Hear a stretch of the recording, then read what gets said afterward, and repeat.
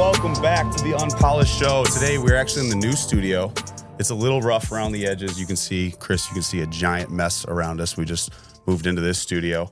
But today, our guest is Chris Krug. Chris, you are the CEO of the Foundation News Network? Franklin News Foundation. Franklin News Foundation. Yeah. Information overload. It's a mouthful, right? Yeah, it's a mouthful. Yeah. Well, it used to have a name that was even worse than that. And actually, this is the name. So you changed the name when because you bought the company and took it over? Well, we're a 501c3. Oh, okay. So I mean, nobody owns it. I mean, that's the beauty of I think the 501c3 of the 501c3 and frankly of nonprofit news. Right, exactly. So, but you started out locally around here, and I did. So when we got the opportunity to talk to you, I thought it'd be an awesome time to just learn about you and how you started. So how did you get started in media and news in general? Wow. So, all right. So I grew up in Western Pennsylvania. I'm from Pittsburgh originally. I lived in Erie, Pennsylvania, went to Erie Cathedral Prep, and then I went to Allegheny College in Meadville, Pennsylvania, which has some illustrious graduates, right? I mean, we not only have, a former president, but Trent Reznor from 9 Inch Nails graduated from Allegheny too, or actually attended Allegheny. I'm not sure that he graduated. Yeah, there's quite a few pro athletes that came out of there too, no? Well, for old time Cub fans, Glenn Beckert, who played for the Cubs for many years, he went to Allegheny. And I think our claim to fame right now is we have 2 or 3 guys who were like contemporaries of mine at Allegheny who are refereeing in the NFL. Oh, really? But it's a Division III school. Probably the best player to ever come out of there was a guy by the name of Stanley Drayton, who was a Bears coach at one point in time, and his nickname was the Bottle Rocket. He was legit. Allegheny won the national championship in 1990. So, before Mount Union decided, so that's D3 because Mount Union's like the dominating. Right, yeah, before they just win every year. Yes, pretty much. I think it's still that way. Mount Union is still. We don't offer phys ed. I don't know if Mount Union does, but I mean, we had like regular academic requirements at Allegheny. So, and you were a football guy. Well, but you didn't play it down. You were talking about before we started airing. Kind of, sort of. So I was a baseball player in high school, and I hurt my arm my freshman year at Allegheny, and I was punting a football outside on the lawn, and the coach at the time, Peter Voss, one of his assistants, asked me, "Hey, do you think you could do that like with a helmet on and with pads on?" And I said, I don't know. I never have before. So I wound up being basically cannon fodder for parts of a couple of seasons at Allegheny. They kept trying to find an actual position for me to play. But I was really a place kicker because I had played soccer when I was a little kid. Oh, okay. And so... Well, you see that so much now. You see soccer players that one guy did it, so now all these soccer players are like, you know what, I want to be a kicker in the NFL, sure. And they all skyrocket to the top. Well, I did. For me, it was. I was 5'11" and probably 240 pounds then, and I mean, I could kick the ball pretty well, but. I was a kicker too. I was a punter. Yeah. In high school. So I mean, it was an illustrious, non-illustrious career, right? I mean, I had a great time. I always appreciated George Plimpton. He was a sports writer in the 60s and 70s. He wrote a book called Paper Lion, where he actually went and played for the Detroit Lions. He'd never played football at all, but he wanted to go and see what it was like. And for me, I just had a bunch of people that were around me that encouraged me to go and do it. And so I basically was a tackling dummy for parts of a couple of seasons. But it's one of the best things ever to be a part of those teams and to have that camaraderie. I push team sports so much because you learn so much about yourself. You learn how to work as a team, how to lose as a team, how to come together when shit sucks. Yes. I think that's a big thing. And sports translates so much to the real world. Oh, I completely agree with that. I mean, and everything that you're doing in business should be team-oriented, and it requires a level of communication, and you need leadership, and you need people to demonstrate leadership in different ways. Leading by doing, I think is something that frankly has been great for us in business, and the teams that I've built, in business, really have been teams. I mean, that they pick each other up. Right now we're competing against the Associated Press, which has 3,300 people worldwide with a group in the newsroom of about 35, and then we have a freelance group of another 30 or 50 around the country. I've got a terrific, dedicated team of editors who really keep the trains running all day long and allow us to compete. We're producing somewhere in the neighborhood of like 60 to 65 stories a day. with that group. What was it before you kind of took over this 501c3? Because I know our mutual friend is Dave. Yeah, Dave Facone. And Dave was telling me to ask about the growth of the company since you've taken over. So can you touch on that a little bit? So, I came back to the news, and I started here in Mchenry County in terms of like a high level of leadership. I mean, I was named editor of the Northwest Herald. I think it was maybe 2004, and I was here from 2004 to 2012. And along that way, ascended inside of the organization and had different levels of responsibility to the point where I was the group editor over the newspapers that the company had owned, and for me, I think it was like we started talking about sports, right? I mean, kind of at the beginning. At the beginning of my career, I was a sports writer, right? And so I wrote for Baseball America in addition to, working at the Meadville Tribune, which was my college town newspaper. And is that something you always wanted to do? It was, absolutely. I mean, I think it's more than anything. In fact, in a liberal arts college, I had to kind of somewhat fight my way to being able to write about the things that I wanted to write about or academically, like inside of the, the kind of the coursework. So like, you're always writing about sports. I'm like, can't you write about anything else? I'm like, well, I really don't want to write about anything else. I didn't at that point in my career. That's what I've always hated about the education system. I feel like it's always kind of puts you in a box. Somewhat. I think what they wanted to do, though, this became relevant to me later. I mean, they wanted me to be able to think about other things. They wanted me to be, which isn't horrible. No, it's absolutely not. It's a good thing. But at the time, I wanted to be a sports writer, so it was like, gosh, how am I going to get there if I'm not writing about sports? I've got to write about arts, or if I got to write about literature or something else. I mean, it's just kind of takes me away from the things that I really want to be writing about. It's kind of like reading the book that you are required to read. Yes. You get through it and you don't really enjoy it, but then you grab that book that you love, and you can't put it down. That's exactly. And I'm sure that's how it was writing that.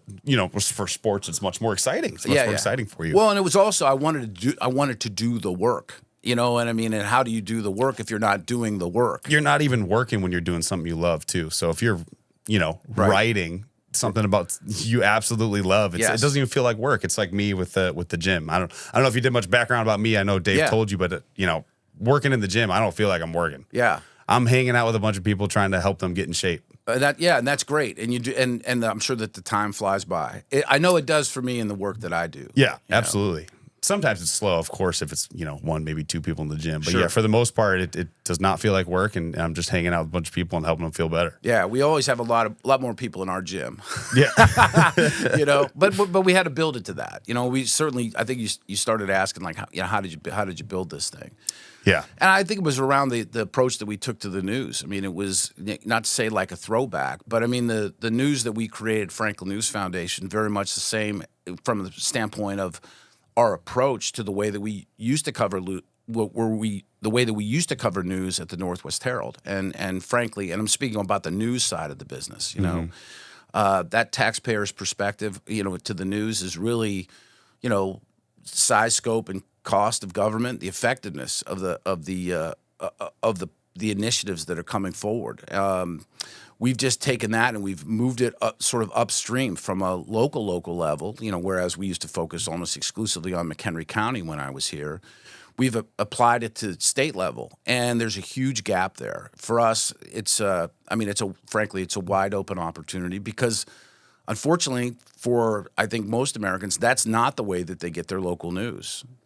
No, I still think the majority of people are still watching TV. They still get the mainstream, CNN, Fox News, all that, and all that is funded and paid for by someone pushing some sort of agenda or narrative, and it's extremely frustrating to me. Like if someone says they get their news from CNN, I pretty much want to rip my ears off. I think it's the fact that it's like the difference between there was a Pew study that came out a few years ago, and it's been repeated, historically. And 3 out of 4 people who consume the news cannot discern the difference between fact and opinion. And I think in particular, what you're talking about is cable news, or what we would, we call it mainstream or whatever. Right. But specifically the news that's delivered through television. Mm-hmm. I mean, it's infotainment news, right? I mean, there's clickbaity.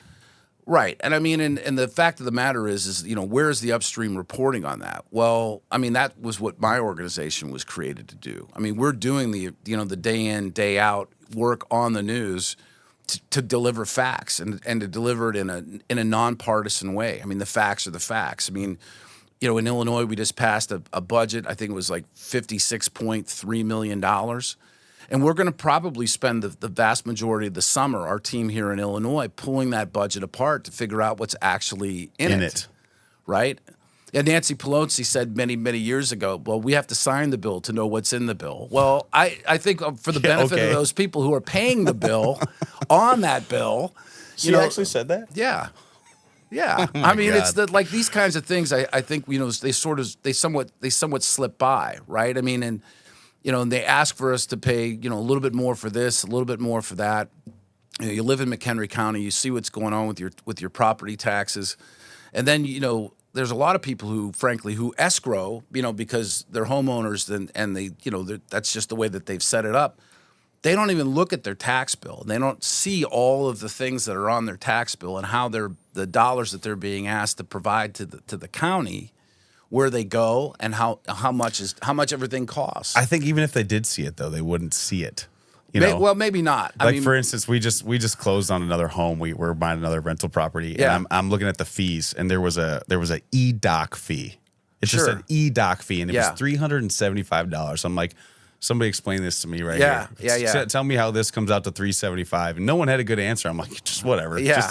Just close on the home. In a private transaction like that, I mean, the fees are. Yeah, I mean, I think it's a good thing that you're asking what these things are. The fact that they can't tell you what these things are, I think, really does tell you what that thing is. It's nothing. It's a nothing. It's a charge that they're like, you know what, we can get another $375. An electronic filing fee of some sort, right? Which is virtually completely effortless. It doesn't take any real. It's an email. It's an right? email. Probably. I don't know. $375. My uncle's a real estate attorney. He'd probably be mad at me for calling that out. I'm sure that there's some cost capture there, but I don't know. My attorney was laughing because I was just going through the list. I'm like, this is just ridiculous. Yeah. This is ridiculous. But anyways, I want to go back. You were a sports writer locally. I was. So that was for the Northwest Herald? I came out here in 1994, and at the time, I was offered the opportunity to choose between covering the Blackhawks or covering the Chicago Bulls. You chose the Bulls. You had to have chosen I chose the Chicago Blackhawks because I was because I'd covered hockey in Pennsylvania, and I did like hockey certainly better than I liked basketball at that time, and Michael Jordan was retired. Oh, okay, so it was a little later. So yeah, but was this the fake retirement before he came back? He definitely was not involved in playing basketball between the 1994 and I guess with the end of the 1995 season. Yeah, right? Or 95, because it was two seasons. He was retired. Yeah, then he came back. He went and played minor league baseball. Yes. Yeah. What's your take on that, by the way? Well, I'll tell you, it might be one of the biggest mysteries in professional sports, right? It doesn't make a lot of sense when you look at it objectively. When you try to kind of peel it back, it sort of kind of leads to nowhere, right? I mean, I know there are a lot of people that think that he was on like a secret suspension, and I think that's I was not long ago I was reading something like that, or there was some sort of weird take with like the mob, and the mob wanted to gamble and they didn't want MJ on the team, or there's a million different takes. I'm not saying I believe any of them, but I always thought it was he's greatest player of all time. Why the hell are you taking time off your sport? It was pretty fascinating. But then he came back, and and they paid him exceptionally well to come back, and he won 3 championships in a row. And so for me, what was good about that era, I mean, not only did I get to cover the NHL, but when the Blackhawks were done, the Bulls were still playing. So I'd be able to kind of forego the formality of the 84-game regular season and pick the team up, in the playoffs and write columns about them back then, so it was great. Were you able to get in the locker room and stuff? Oh, heck yeah, absolutely. We were regular credentialed media at the Northwest Herald back then. Oh, that's so awesome. Yeah. So you got to be near MJ and all those big guys. Well, or I mean, no? It's like, do I make a cameo in The Last Dance? Yeah, me and 200 other people. It was a circus. It would have been like. Do you see yourself in The Last Dance? You know what? I've been told that I'm in there. I've watched it and I've gone through the frames because it's kind of interesting to see, like, whatever, like a 25-year younger version of yourself just kind of meandered around in the background or whatever. But it was like covering the Beatles. You know, I mean, there would be press from all over the world. I mean, at the Berto Center, over in, I guess it's in Deerfield, right, or was in Deerfield, where they used to train. Yeah. And there'd be a gaggle of us waiting for anybody to come out and talk to us. So we had a lot of Luke Longley time, a lot of Steve Kerr time, a lot of Judd Buechler time, and if you got a chance to talk with Michael Jordan as part of a gaggle. Gold. Well, yeah, because I mean, it was just and Pippen didn't make himself terribly available, at the time either. Ron Harper, not so much either. A little bit more than those two guys, but it was a golden time. I mean, to the extent that I think in that era, it was the highest rated TV program in Chicago. Period. So if they were like playing like the Los Angeles Clippers on like a Thursday night at a 10 o'clock local start or 9 o'clock local start, whatever it would be. Everybody was watching it, and the context of that team was something else because, it didn't matter who you were. You knew who the Bulls were, what they were doing. You knew that, that Jordan had 33 points last night. I mean, and it spanned, it created an opportunity for a conversation, across all demographics. Inside of your workplace or with your friends groups or whatever. Well, what I love about sports teams like that, one thing that they do is they bring like a city together. When they're good. When they're good. When they're bad, it doesn't when they're help. good. There are a whole lot of hockey fans, in the Jonathan Taves era, here in Chicago. And even the biggest haters on the White Sox team were at least somewhat paying attention to what was going on with the Cubs.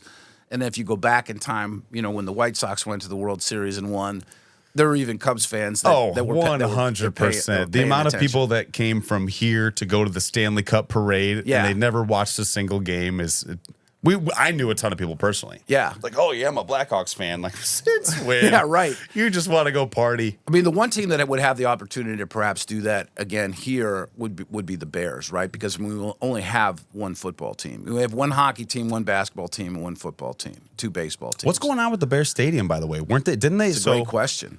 I don't know if you've been keeping up on it. Well, I mean, this is the kind of stuff that we would write about, at the center square, but with regard to, the reality of the public-private funding of a stadium. And it's something that we've written about all over the country. I mean, when the Titans were, building their stadium, I mean, we were like the first organization to report what the actual taxpayer hook would be for that. And it was a big number. I think like $2 billion that they were looking for in public money. And when they say public money, it's not like there's, your local government isn't a bank. Mm-hmm. You're the bank. So, I think with what happens here. You as in the taxpayer. You as in the taxpayer, yeah. I mean, and it's like, well, and some people would be interested in funding that, and some people would probably not be interested in funding that. Well, they bought the property in Arlington Heights, right? And we're talking about the Bears now, and they've taken down the horse track or whatever. Yeah, the Arlington International Racecourse, which was an absolutely beautiful facility. Oh, man, we had some great times there. And horse racing. I mean, what's happened to horse racing in Illinois with the sort of the advent of casino gaming? It has for the large part destroyed the horse industry. Here in Illinois. I'm completely unaware of what you're referring to. Yeah, I mean, all the on-site. You mean like the betting online and all that? Well, but all the on-site gambling that exists now. So every bar in Illinois, has video poker or whatnot. I mean, they used to have what amounted to be like sort of a lane in which they could compete. You had to kind of go to the track if you wanted to scratch. If you were a gambler, I get what you're saying. Now you wanted to people scratch don't that need itch. to go to bet. You don't have to go to bet, and we always win for the experience. Right? It's just such a fun experience. And have you ever seen those fireworks? It's pretty amazing. Holy crap! Yeah, it was amazing. It felt like you were in the middle of like World War II. Just bombs going off. It was a magical place. Dick Duchessois was an incredible entrepreneur. And it was just it's just kind of a shame what's happened to horse racing. But as far as the stadium goes at Arlington Heights, I mean the Bears bought that property. They've knocked that down. There's a battle that's going on between Arlington Heights, Cook County, and the Bears about what the tax bill on that property should be. And then, of course, there's the whole, development issue there, because that the plan that the Bears had for Arlington Heights was that it would become like an entertainment center. So, I mean, a lot of cities around the country have created these environments where, you come in, they own most of what it is that you can do outside of the stadium. Like if you've been to like Fenway Park, I mean, you don't enter Fenway Park at the ballpark anymore. You enter it like a half a block away, and then you're inside of Fenway Sports Complex. And so everything that's in there is Boston Red Sox revenue.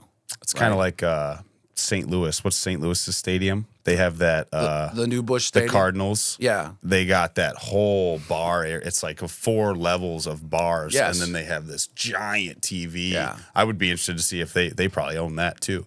I'm not sure about St. Louis and how that works. But yeah, that's the concept. I mean, is that it becomes more than just the sports venue. And then you get some off-season use for that. I mean, not nearly as much, but yeah, not nearly as much. Right. Who are some athletes that you were able to maybe interview or talk to that really stand out in the past? Like maybe they were a dick, or maybe they were super cool, or they gave you some memorabilia. Is there anyone that? Well, I never got any memorabilia from anybody. I mean, I was just sort of. Did you try? No. I feel like that's a big no-no. Like as a reporter. Well, it is. I mean, I'd say like, this was something of an oddity, right? In 1991, I was working at the Meadville Tribune, which is a small, Meadville, Pennsylvania is a small, I think it's fair to say it's a Rust Belt town. It's the home of Channel Lock Tools, though. I mean, and it still has some vitality, right? It happened to be my college town, so I stayed. But there was a guy who was running for U.S. Congress who was formerly a sports agent. And he did this caravan tour where he was on a bus and they were riding around through the district where he was going to be running. And he had Muhammad Ali and Ray Boom Boom Mancini on the bus. So I had an opportunity to spend time with them. It was a tough day for Muhammad Ali. I mean, he had Parkinson's disease. He was still relatively, like, kind of as I think back on it. It was a So what year was this? surprisingly young man. This would have been, I think, 1991 or 1992. Okay. And Ray Mancini was retired at that point. Ali was retired, but I had a chance to talk with both of them, and that was kind of a thrill. But I mean, along the way, I mean, I was credentialed media. I covered Major League Baseball, the NHL, the NBA, and then I covered the Bears from 1998 to 2001. And this is all still through the Northwest Herald. Well, anything that took place, at the major professional level, yeah. I mean, Okay. yeah. Did I go and cover Pittsburgh Pirate games when I was a kid reporter? Yes, absolutely. And I covered the New York Penn League, the Class A team or the Class A league for Baseball America, which was a lot of fun. And I got to see, like Marquise Grissom when he was, 19 years old, and guys that sort of at the very, very beginnings of their career before they became stars. It was kind of fun to see them then, and of course it was great to see them go ahead and go on to the things that they could accomplish, because there's so many people, that dive into the minor leagues, especially then. The scouting wasn't nearly as sophisticated, right? Hand timing stopwatches and things like that. Now was still part digital of it. velos and spin rate and all that. It's I think we're in an age of paralysis by analysis. Like it's just like, can the dude play baseball? Well, that's it. Can the guy play football? Can the girl hit the softball? And now it's like, we got these scouting profiles for like girls on softball, and on these profiles, there's, first of all, that's completely oversaturated too, where these people come in and make money on scouting recruiting, right? And it's got exit velo, speed to first, Yes. exit velo from the outfield. It's like, come on, just where's the film? Yeah. Do you get on base? Yes. That's really all I need to know. Right. But it's kind of weird though, and maybe this is a question about training.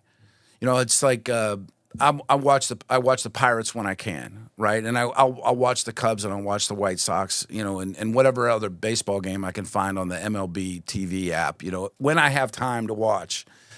It's just amazing to me how many guys throw 100 miles an hour now. I mean, this just doesn't make any sense. Like when I was a kid, I think there were 2 guys who could throw 100 miles an hour in the league. I think the Pirates have 5 guys on their current roster who can throw 100 miles an hour, which is kind of amazing. And that's the training has started at a much younger age. Yeah. Also much smarter. much smarter training because when I played baseball, there was barely any pitch count. Right. It was like you had a pitch count for the whole tournament. Yes. And that was about it. There was no rules on how many innings per day or anything like that. You had X amount of like pitch counts for the whole tournament. Right. I blew my arm out. So yeah. I was the pitcher 8th grade to sophomore year, and junior year my arm was dead. Yeah. It was just dead. Well, now everybody's on on pitch limitations, pitch load. A lot more rules now. Yeah. So there are some good things to the analysis side of things. But there's still guys with a lot of arm problems, who have maybe never thrown 100 innings in the minor leagues and maybe have never made it to 100 innings in the major leagues. Yeah. And they still have arm problems. So I don't know exactly that we've figured that out. And I'm sure it's a case by case basis too. A lot of guys I feel like they don't condition their arm enough, and then they create this crazy amount of torque and ability in the weight room. Yeah. And their arm just simply can't handle that torque. Right. And that leads to a lot of the arm issues. Yeah, it's still though. It's amazing to me how many people like Bobby Miller, who's from Mchenry. Yeah, right? he comes in and stops in my gym every now and then. Yeah, well, I mean, I think obviously he's a phenomenal pitcher. I sat there and I watched a ball game that he pitched against the Pirates in Dodger Stadium last year, and it's the 6th inning, and he's still throwing 100 miles an hour, and I'm like, my goodness. That's just incredible. He's a big boy too. Yeah, he's a big boy. And speaking of the Pirates, you got Quinn Priester from Cary. Yeah, too. and he's officially on the big boy roster too, isn't he? He has been up. He has been up and down, and he's. There have been times where he's pitched well, and he's pitched well in particular at the beginnings of ball games, and guys get on base, he makes a mistake, and then it's 3-4 runs and. I think he's got a lot of talent, and he's got a terrific arm. I think he's just got to learn how to pitch at the major league level because it's all there. It's all there. I mean, and of course, just from a point of pride. I live in Cary. He grew up in Cary. It'd be terrific to see him have a great major league career, and I think he has the ability. He's a good kid too. Yeah, yeah. He'll stop in TNT. Great family. Great. He comes from a great family, and I wish him nothing but the very best. Me too. Yeah. Like I said, he stops in and around then. He's just a good guy. Yeah. He's just a good. You can tell he's very mature for his age too. He's got good people around him because I think something that happens to these kids that they make the millions and they get the contracts. They just go straight to their head. They don't have any good people around them telling them what to do with that money, where to go, and how to spend it, and how to approach this crazy new life. Yes, and you can tell he's got good people around him. Yeah. Well, I think he'll figure it out. And I think he's close. And what I see from him now versus when he first came up, I like where he's headed. Yeah. So Northwest Herald, right? So and Joe. Joe Stevenson and I have known each other since 1994. Joe's going to come on the show. Oh, that is phenomenal. You talk about like a legend in local sports writing. Right? That's Joe. Everyone knows Joe. I told Alex, I'm like, hey, we're gonna have Joe on the show, and he's like, who's Joe Stevenson? And then once it started, he's like, oh, I know that name. There isn't a single athlete who's come through this area that Joe hasn't had a chance to talk to, and I think what makes him so special is that he has exactly the right touch for covering amateur sports. Right? He's a very thoughtful, but he's also very knowledgeable. He asks tough but fair questions. I think he gets the best out of the people that he talks to. He's respected by everybody. No one has a bad thing to say about Joe. Probably not. I'd like to meet the person who has a bad thing to say about Joe Stevenson because I'm going to guess that he's probably not a good person. Exactly. Yeah, he's a terrific guy, and I think the fact that his longevity here in this market speaks to his. Just who he is, right? Joe could have moved on and gone and done what he does in different places. He loves living here, and he's loved the stuff that he's done. And I think that shines through. It shows in his work that every single story he treats like it matters. And from a journalistic standpoint, it's important. It's hugely important, and I would say that Joe's one of a kind in that regard. He doesn't mail it in ever. 40 years of doing this or whatever, wherever he is at this point in his career, more than 40 years of doing it. Takes every article and every piece of writing very seriously. Yeah, and he has and here's another thing I think it's really important about Joe is that he understands that, that he's part of the fabric of this community, right? He's not drive-by. He's not trying to create a salacious story. He's not he looks at it like, I'm going to see this person in line at the grocery store tomorrow, and I want them to respect the work that I produced. I want them to think that I was fair to them and that I did my best as Joe Stevenson to capture whatever it is that I got to see. And you can see that. Yeah. You can see that big time. Yeah. Remember, he wrote about my father passing. Okay. And he called me, and it was pretty crazy how much he remembered about me as an athlete. And I'm just like, did you look this up? He's like, no, I remember your tight end, PR, your punter. I was like, what the heck? Encyclopedic. Yes. Right? Yes. I mean, and for him, it all kind of collates into the bigger story that he has to tell. So, I mean, when you read a story that Joe Stevenson writes, it has the perspective of, I've watched athletes at this level for 40 plus years. And so there's nothing hyperbolic in that. And I think it also just his writing style. He's very straightforward. He's entertaining. He doesn't make fun of anyone. He doesn't kick up anybody when they're down. I think, and I'll tell you what, Joe was a heck of a teammate when we used to play softball. So when we had a company like slow pitch. We play, yeah, and I don't even know, like, whatever's below Class D. I think it's just A, B, and C. You managed to find a D in there? Yeah, I think we were playing Sunday leagues, mostly against like churches, and I don't even know who some of these other people were. There were a lot of teams that kind of it's just there for fun. Absolutely. But, Joe's whatever at the time. I mean, I think Joe's 65 years old now, maybe pushing 66 years old. He's playing shortstop at, 50-some years old and probably is still playing shortstop now wherever he's found a place to play. Whatever team. Right? And he's diving in the dirt. He's making plays. He's coming up throwing. Yeah. That's awesome. Yeah. That is awesome.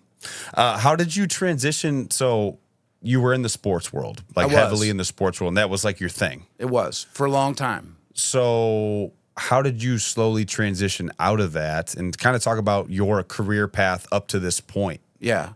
Well, I mean, for me, it was there was one moment, and it was 9/11. So I was a night editor over sports at the Denver Post. So I'd sort of moved on. I'd been the assistant sports editor here in Crystal Lake at the Northwest Herald, then the sports editor.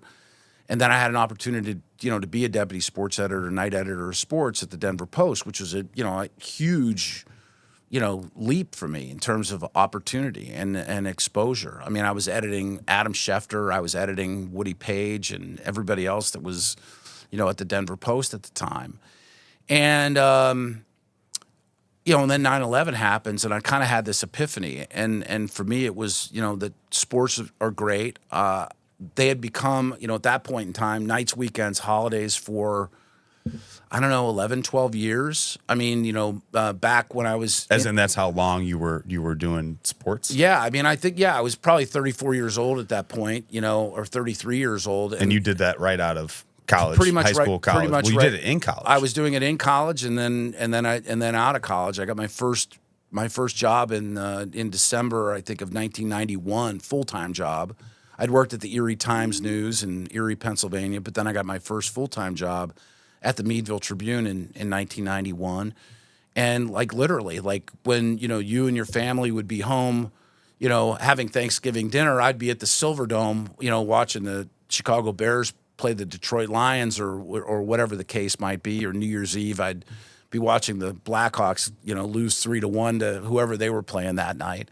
Were you dating, married, engaged at the time? I'm very, very fortunate to find somebody that would tolerate me at an early stage of life. And actually, one of the reasons why I moved to Chicago is my wife went to medical school here at what was the Chicago College of Osteopathic Medicine, which is now Midwestern University. Because I would imagine wife would not be very happy with that lifestyle. No, I'm very fortunate. I have a very tolerant wife.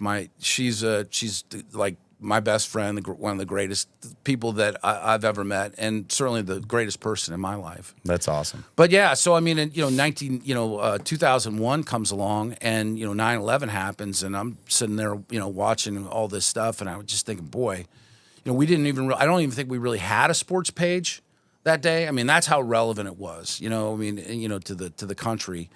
Or we shrunk the sports section down to like 4 pages or something like that. Meanwhile, the Denver Post used to do, 16 to 24 pages a day. I mean, this is back. This is back in the day when the newspaper. I want to meet the guy who opened the sports page that day. Yeah.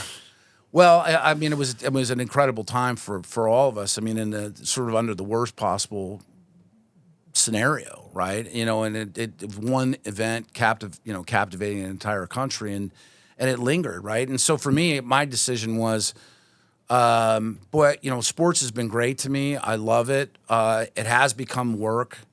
Not to say that I wasn't enjoying it, but I wasn't enjoying it as much.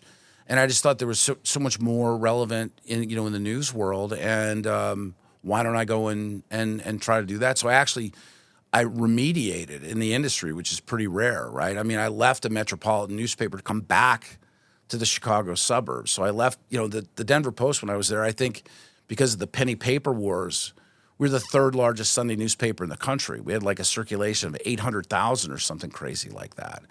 And so I come back to the Northwest Herald, which is like a 35 or 40,000 circulation, community daily paper. But it was the best thing that I've ever done in my career, because it allowed me to go into an environment where I could learn the things that I needed to learn to be effective in that space. And it was a new challenge. And throughout the course of my career, it's always been about, new challenges and building something new. The editor who I came back to work for, they let him go. They launched the national search. And, in 2000, I think it was 2004, I was named, editor of the Northwest Herald. And at the time, I don't know, I'm like 35 years old or something like that. I'd be one of the youngest, daily newspaper editors in the country. And and one of the things that we did that I think that a lot of news outlets were slow to do is that we embraced, digital very quickly. We thought that the internet wasn't a passing fad. We knew that there was ways to communicate with people who wouldn't subscribe to the newspaper, or, just didn't, couldn't, wouldn't, whatever the case was, to make that an actual environment. Prior to that, it was believe it or not, it was managed sort of outside of the framework of the newsroom. So how did you embrace the internet? Like, so you started subscribing via email, or how? No. I mean, we started to produce news. I mean, ahead of the publication cycle, and place it onto the internet. And the Northwest Herald was the 2nd newspaper in the United States to have comments on local stories. That was, and now that's all people want to do online is quite comment. the learning curve. I mean, we had to put a profanity filter in, so there were a lot of stages and a lot of steps that we went through to make that work. But I mean, in 2000, by 2005, we were live streaming high school football games, and this area, a lot of it was still on dial-up. We were live streaming 8th District congressional debates. We were able to somehow, I don't remember how this exactly happened, but I made a call to Scripps Howard and said, hey, who owns the rights to the spelling bee, in Chicago now? Because the Tribune had held it for years. And they're like, well, the Tribune just said that they don't want it. So the little Northwest Herald took the Chicago spelling bee. And so we'd live cast that. We had a great time. I mean, it was a wild, wide open frontier. We were producing, short documentaries and things like that. It was really kind of a golden heyday. And then that got people's attention. It's like, oh, maybe this is something that we should do. I wound up going on. Everyone started jumping on the train. Well, I was being asked to go and speak in front of like the Ohio News Association in national news events about integrating. I mean, the idea that the internet that digital news was not separate from publishing print news. And so, we took some chances. We built some terrific content, and we wound up being named a best practice site in the industry, at a time where, I mean, the Northwest Herald always had a pretty good reputation in the local market, but we had raised the profile of the Northwest Herald to a national level simply because we saw the opportunity. You were one of the pioneers of the online world when it comes to newspapers. Well, I mean, and I think a lot of it has to do, frankly, with how old I was at the time. I wasn't 55 years old thinking that I could ride this thing out. That would be somebody else's problem. You mean age has something to do with decisions? Age has something to do with a lot of things. We could talk about the retirement home that we have running the world right now. There are a lot of well-seasoned people that are in positions of power, right? But that's the way that I think that, not to say that all businesses are. I mean, technology businesses obviously they're biased toward the young because they have the ability to kind of think about solutions that people their age and younger would have an interest in. And frankly, that's what we were trying to do with news. That I got to see, they have what broad data about, who was reading our product, and they were skewing older. Well, it's like, where's this next generation going to get its news? Well, it's going to get its news TikTok. Well, now, I mean, you're right. I mean, I wish I would have thought of TikTok, 20 years ago. You talk about these companies having a bias towards younger generations. I really think they're preying on them. I think it's more than just a bias. It's bad. We work with kids, we train athletes, and every now and then I'll be like, let me see your screen time. Yeah. Because I like to keep them in check. It's upwards of 14 hours a day, which is kind of bananas. I mean, and what world are you living in, right? I do not get it. Are you living in the real world, or are you simply just entertaining yourself to death? Well, I'm just waiting for the day where you don't need to go anywhere. Everything's delivered by drone. You're sitting and you're strapped to a chair, and your mind is connected to this Uverse thing, and then everyone meets there, and it's bound to happen. Well, I think it is happening on some extent. Watch Steve Judge's film Idiocracy, which I think is now maybe, I don't know if it's 20 years old or not, but I mean, I think that's sort of the futurescape that he had in mind. We're thankfully we're not all the way there, but I do think that there's a much lower level of engagement around what's real than there is with what's what exists online. And I think in particular for young kids, I mean, the aspirational stuff, and particularly like I'm the father of three daughters, and I'm thankful that my kids are not completely swamped in social media, that they're making all of their. So you allow, how old are they? Well, my kids are spread out, right? My wife and I have sort of had kids around careers, right? So I've got a 25-year-old who's starting graduate school at the University of Minnesota. I've got a girl who's going to be a senior at Cary Grove. And then our youngest girl is starting 7th grade. Oh, wow. Yeah, in junior high school. So not exactly the way that you would necessarily, that most people line it up. It's been a very interesting parental journey for us, in terms of almost. Well, those are three completely different generations that they need to grow up in. I'll tell you what, though, for me, I think that where this has really benefited my understanding is in seeing the changes that have occurred inside of curriculums in public schools. My wife's parents were both public school teachers, and I went to Catholic school as a kid. So for me to be able to kind of see how the curriculum has changed, and then of course the cost of a public education, and I think that we all feel like we have a pretty good. If you live in Mchenry County in particular, I don't know where your audience is necessarily. If it's mostly in the McHenry County, right? Yeah.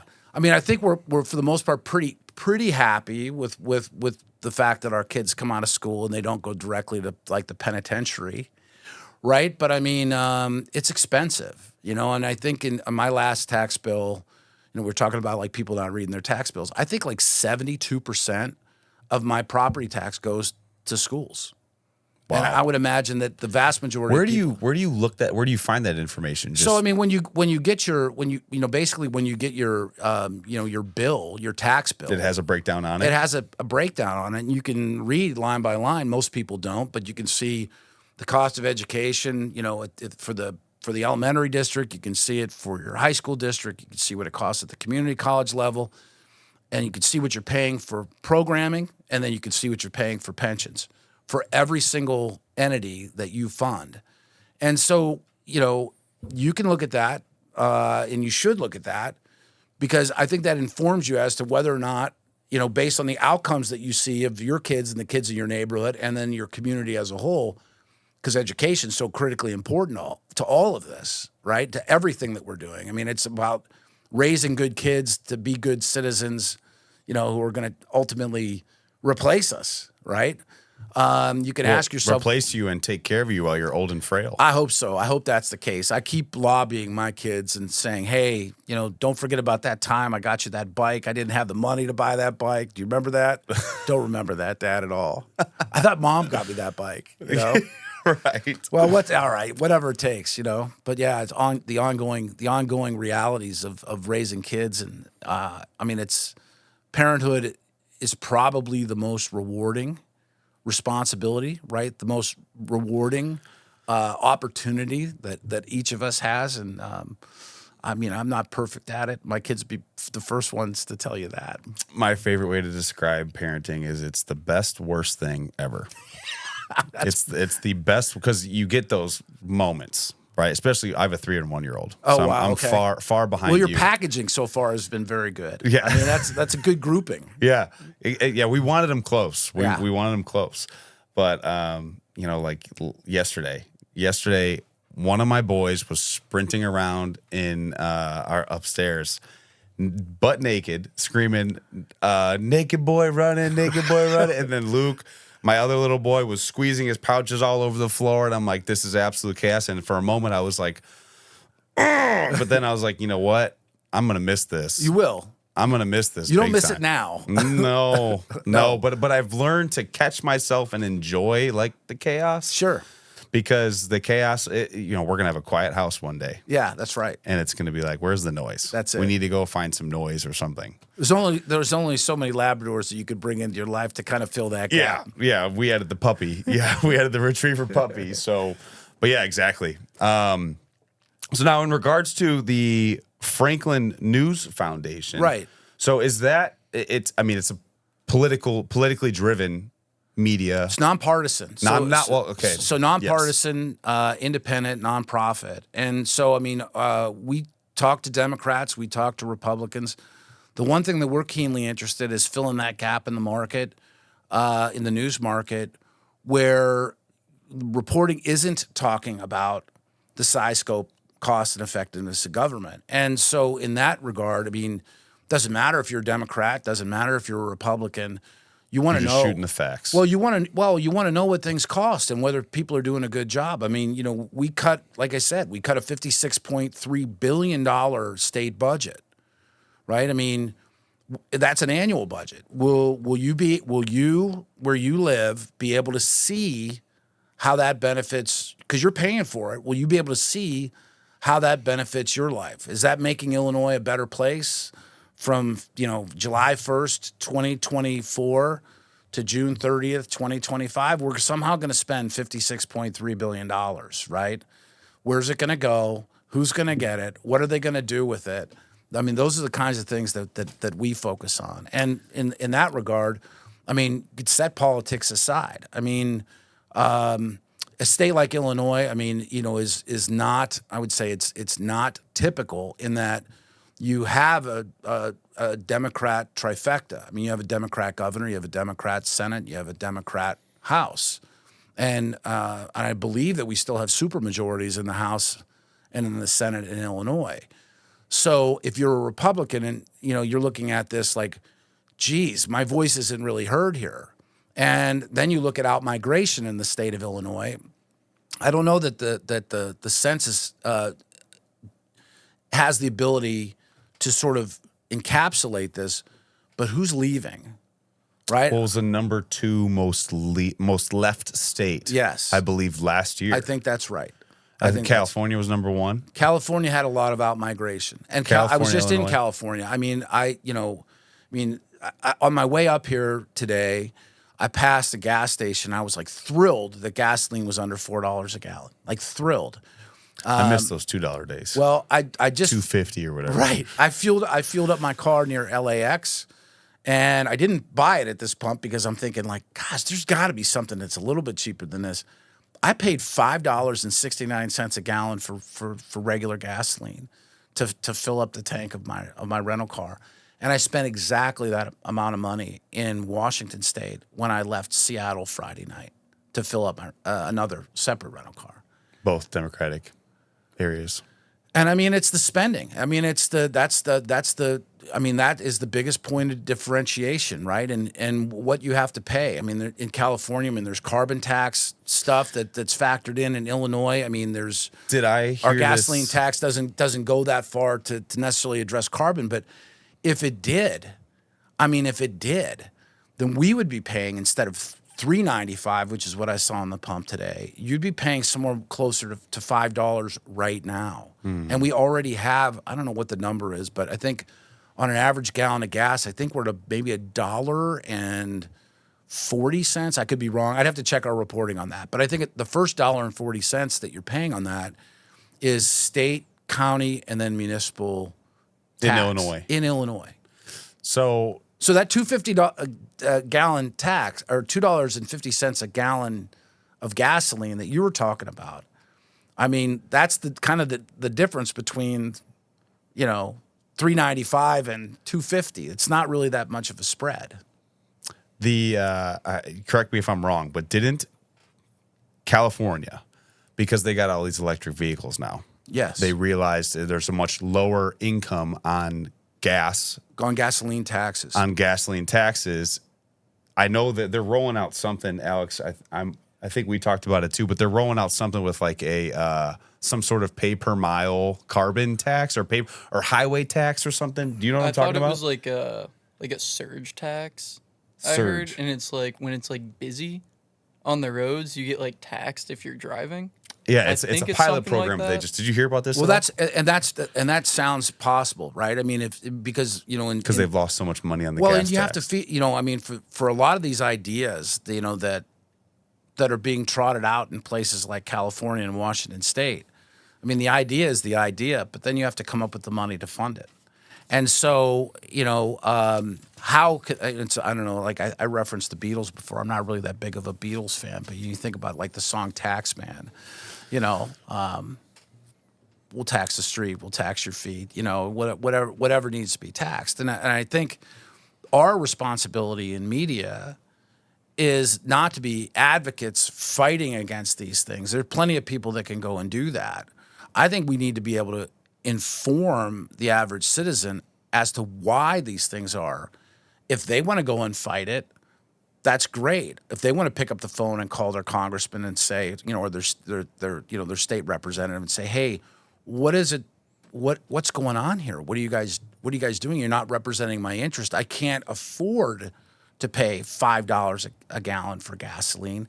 And then if you look at transportation in sort of like the realities of inflation over the last X number of years, I mean, it's very, very, very difficult to just live your life right now. Yeah, can you talk about that a little bit more? Because Sure. What I'm seeing is we're touting, the Biden administration, I feel like, is touting a very low number, but the expenses that I have seem to be touting a little bit of a higher number. And you look at the reality of it, and I think what do they say? It's like 3 to 7% inflation or whatever. Yeah. But in reality, it's like a 20% inflation if you really break down the numbers and the cost of living. Right. And so a couple things, and let me start by putting it into real world terms, right? So every Sunday morning, I take my 12-year-old, soon to be 12-year-old, to the grocery store, and we shop for the week for the family. Just you and the 12-year-old. Just she and I, and it's like it's kind of our like a guaranteed daddy-daughter time, right? And so. And I'll usually stop at the gas station and get her a slushie or whatever on the way home because it's sort of like the reward for putting up with me for an hour. But I get to be with her and talk with her for what amounts to be about an hour. We were checking out of the Jewel, and I asked this question. I said, I'm trying to make sense of the changes in prices here, and how many times do you think that you guys have raised prices? And she confided in me. I mean, it was just somewhat straightforward about it. She goes, we don't change prices here unless we're going to market whatever it is up at least 10%. And since the pandemic, everything that's been marked up in the store, she said, has been marked up 3 or 4 times. So 30 to 40%. Well, and there's a compounding factor there. So if you go back, if you kind of go back in time, it's like I mean, it, like think about it in again in real world terms. I mean, that not super high end coffee that that you would want to buy, just like in a jug or whatever. I don't even know how much that is, 60 or 128 ounces of granular coffee. Well, I mean, when I would buy it on sale, I'd buy it for $4.99 for that tub, for like Hills Brothers or something like that, right? And this is at Jewel. At Jewel. But it doesn't matter if you shop at Jewel or you shop at Mariano's or you shop at Fresh Time or you shop wherever, Trader Joe's. I mean, I think that this is somewhat universal. Now I'm getting that same coffee on sale for $8.99. On sale for $8.99. And it's like that in 4 years' time. I mean, that's massive. If everything else in the store costs that much more, I mean, it's this trade, your dollar for the value of that product. And I think that that's really where most Americans are feeling inflation. Like you could look at the numbers, and of course, the federal government releases, inflation numbers, right? And we are headed back down toward the Federal Reserve's 2.0 annual target, right? The time value of money historically in the United States has been about 2% a year. You start the year with $1, it's worth 98 cents going into the next year. Well, the problem that we've faced is, that dollar 3 years ago, and then you had supply chain issues that compounded this. There were points in time where that dollar was worth 84 cents, right? And then that 84 cents that you carry into the next year, which does have the value of $1, but it will not buy you $1 worth of value in the store.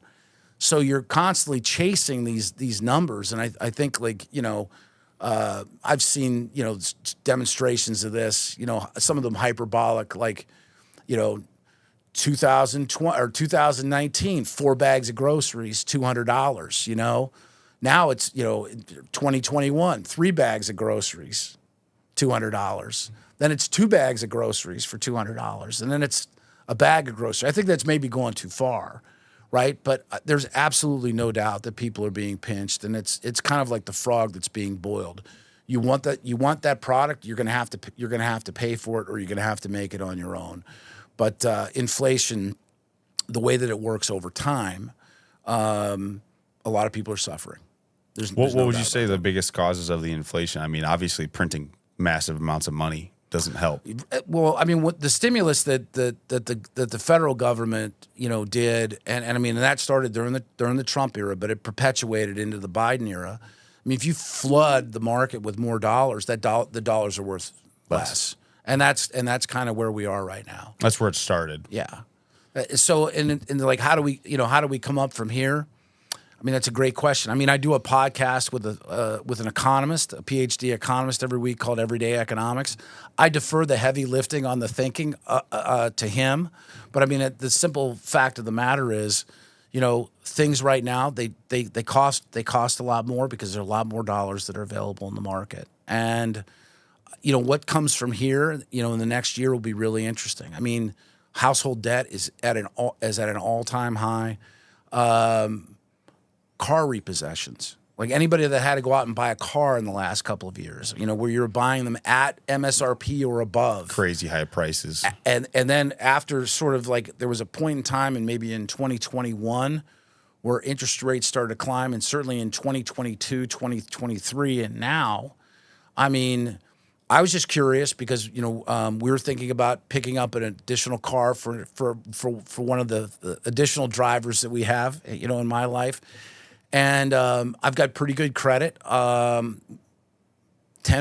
on a used car loan. It's kind of bananas, right? 10%. It's almost like buy here, pay here lot. What we used to think about, you'd have to pay if you were sort of in a bad credit situation, but that's a best case scenario. So yeah, it's just. Is there still a chip shortage? I know there was a chip shortage for quite some time. I know that drove up the price. I don't know. That's a great question. I mean, I don't know that there's necessarily a chip shortage per se. Because there was like a large chip shortage. There was a mysterious explosion at a giant chip maker in Taiwan. Mysterious. There's a lot of weird explosions happening, especially around like the food industry right now too. Oh yeah. 10 million chickens just died, and now we got bird flu being talked about. Yeah. And that's the tinfoil hat in me is asking a ton of questions. Well, they're good questions. They're good questions to ask. I mean, and we need, you need reporters who are going to go and get to the source of that information for you to know for sure. I mean, otherwise it just becomes sort of a conversation that spins around in a circle and gets, picked up by pundits. But the underpinning of this, is the original reporting that needs to happen. But as far as chips go, I mean, I think one of the things that's happening now would be, AI. And, everybody moving into AI as quickly as they are. And I mean, everybody. I mean, you have companies that are starting to use AI. You have certainly chip manufacturers and computer makers that need to make the chips to put into the computers to be able to process all these queries in a large language learning model. And that creates a problem for any industry that needs chips for its stuff. My understanding in the auto space in particular was that the chips that they were putting into automobiles were sort of kind of old, and then they weren't necessarily cutting edge. And the incentive for a chip manufacturer to take the same amount of cost and the same amount of labor to produce something for the auto industry, which was a lower level chip that was sold at a lower level price, versus a higher level chip that would be sold at a higher level choice. I think that they were or price that there were just choices that were being made in the market, and I think that we're seeing that. There's a lot of sophistication in sort of how the world actually works, and if you're the slightest bit curious, maybe a career in journalism would be for you.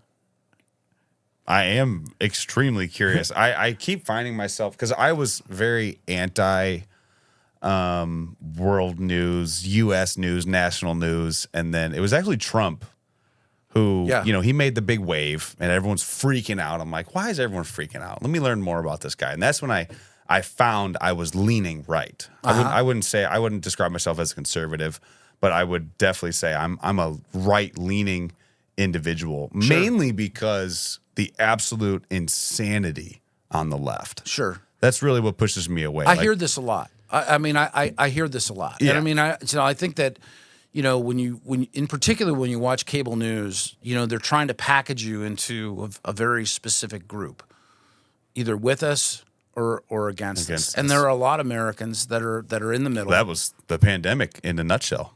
Right. Yeah. You're either vaccinated or you're against us, and you're killing grandma and you're killing your family. Depending on how the news you watched told you.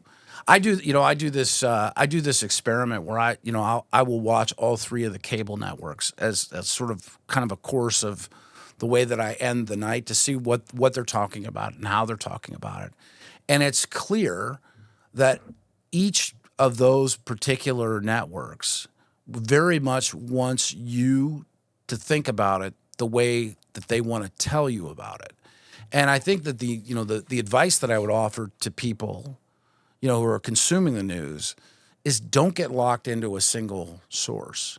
Don't be, and also don't be like a news skimmer, like the first article that you read. I think many people fall victim to that. They read the title, and that's about it. It's tough, and it becomes like a matter, like the news industry right now. When you take a look at, the way that people actually feel about it, the way that they talk about it, and when it comes down to like sort of surveys, there's not a tremendous amount of trust, because I think that a lot of news, and I've been beating up on cable news. I would never, ever, ever want to run 24-hour cable news, because frankly, they don't have the reporting ability, the original reporting ability, to sustain 24 hours a day. Well, that's why you see it repeated. It repeats over and over and over again. And it's why you see so much opinion in there, because they've run out of facts that they have on their side. Either on their side or available to them, period. And, I mean, we get into these like periods of time where, we're talking about subjects that, I kind of think about like, who's driving this conversation about whatever it is that we're talking about? Like, at any given time. I'm like, how relevant, is this piece of information or this thread to anyone? Or does it just become the sort of the a necessary talking point because we have another 58 minutes in this hour to fill? And so for me, that's kind of like, again, I don't want to bang on network television. I don't want to bang on cable TV. But I mean, there's finite resources in terms of reporting for all of us. And I mean, I think what we should be doing in news is creating the best, most accurate, most balanced and fact-based news that we possibly can. I really lose interest in the news when the news tells me how to think. In fact, the way that we've they all do it now. Well, in particular on TV, and I think that the again, what's important to kind of note, you sort of pull back on that. How much original reporting is actually occurring inside of television in particular? There's some, but remember, they can't report on it on television unless they can also show it to you on television. So that there's a lot of sausage making, I mean, in terms of the way that legislatures work, the way that the federal government works, that goes beyond the clips of like, John Kennedy, the senator from Louisiana, like taking somebody down, in a confirmation hearing. There's a lot more than that, but that might be the only thing that somebody sees. And is it entertaining? It is absolutely entertaining. But is that should that be the entirety of news? No. I mean, in a lot of cases, that person that John Kennedy, has absolutely excoriated and grilled as part of a confirmation process, well, they wind up being confirmed anyway, So, I mean, yes, it was entertaining. Yes, that took up 3 minutes of my life on TikTok or on Facebook or on YouTube or wherever I might have consumed that. But is it the whole story? Unfortunately, no. And I feel like we're beating a dead horse talking about it, but I do think that's the big problem, right? Like we have created this population, especially among the younger generations, where they are looking for the wow title, right? The wow moment, the blow up, the something fun and exciting that really grabs your attention. If it's not there, swipe. I would think, if it's not there, swipe. I will tell you that the news and news media industry, and even the industry that you're in, not wildly different when it comes to how it's shown to the world. Right? I mean, you think about like the trainers that you would have to compete against in the broadest marketplace of ideas that, that have developed these like systems that they've sort of packaged up that maybe hint at replacing the work with, this kind of like, diet or this kind of supplement. My way works the best. You need to listen to My Way. Yes. This fly running around. Yeah. But yeah, I think you hit the nail on the head. Every industry kind of had to do that because what are we trying to do now? I mean, what are we trying to do right now? We're trying to grab some attention. Well, yeah, so this leads me to my point. The biggest competition that we have in the news industry is not necessarily our head-to-head competitors. I mean, yes, we compete with the Associated Press for market share. Yes, we compete with Reuters for market share. But my number one competitor is for people's time. And the best way that we've found to compete for people's time is to create a genuine, authentic news product in print, in radio. We own the Illinois Radio Network here in the state of Illinois. In podcasts, we own the America's Talking Network. And then we also own Advanced Digital Media, which is the producer of Blue Room Stream, which is, it's a closed market. I mean, you'd have to be really wonky to want to watch legislation be made. But all of those things have one thing in common. They lead with the facts. I mean, Blue Room Stream, I think, is like sort of the ideal scenario of that. very much like Alex turned the camera on you and me, and we're going to say whatever we're going to say. People are watching that live in real time. So they're watching their legislators have a conversation about what should be in these bills that are ultimately going to be voted on or not voted on. And those that make it through, signed into legislation by the government. One thing that would be different, for your show would be, hopefully you'll take the best parts of what it is that we're talking about. We'll cut out some of the uhs and ers or whatever, and it'll be watchable, right? Blue Room Stream in particular, we don't take any of those things out.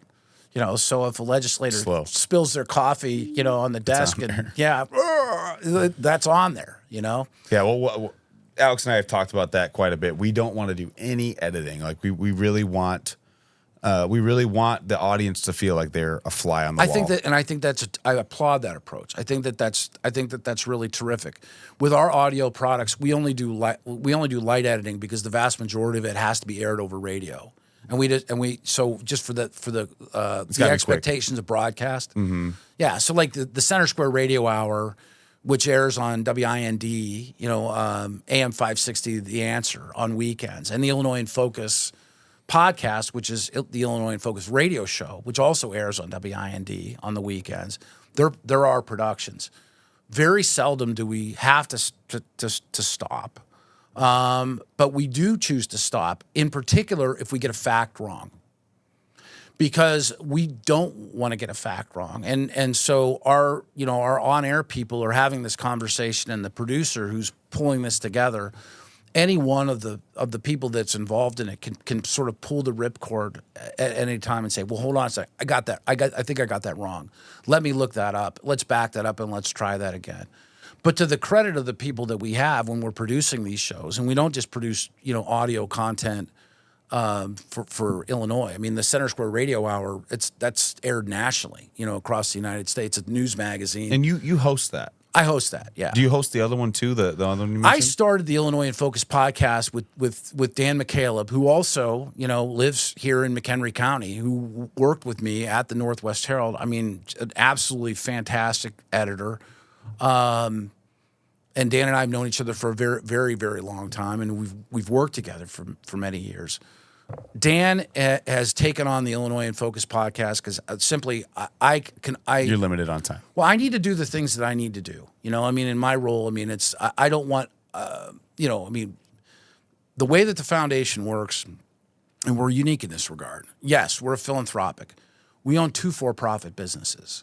And so the benefit to the foundation is that we have, unlike a lot of nonprofits, we have the ability to generate commercial revenue for ourselves to offset the costs of operating the foundation. And that's just frankly, I think that's the way, in particular with news media, I think that's the way the news media should be operated. That it shouldn't be wholly dependent on the listeners or the readers or the individuals or the foundations that love the work that you do and just want to see you be able to do it, that you have to pay them back by being entrepreneurial and trying to generate as much revenue for yourself as you can. And so for us, and there are compliance rules around that in terms of the percentage of total revenue. I would love to be able to push up to the line on that, though. And that would be our goal inside of Franklin. Yeah, it's all. Now that you're speaking, you're talking. We like the facts over everything else. I would love your opinion on, because one news outlet that I use is Epic Times. Yeah. Or Epoch. Is it Epoch or Epic? It's Epoch? I've heard people say both. It's pronounced, I think people in the I believe it's Epoch Times. I get a lot of my information from them. What's your take on them? Well, because I feel like, even though everyone, the typical person I mentioned to, they're like, oh, that's far right leaning. But it doesn't feel like that I feel like they are a very factual based media company as well.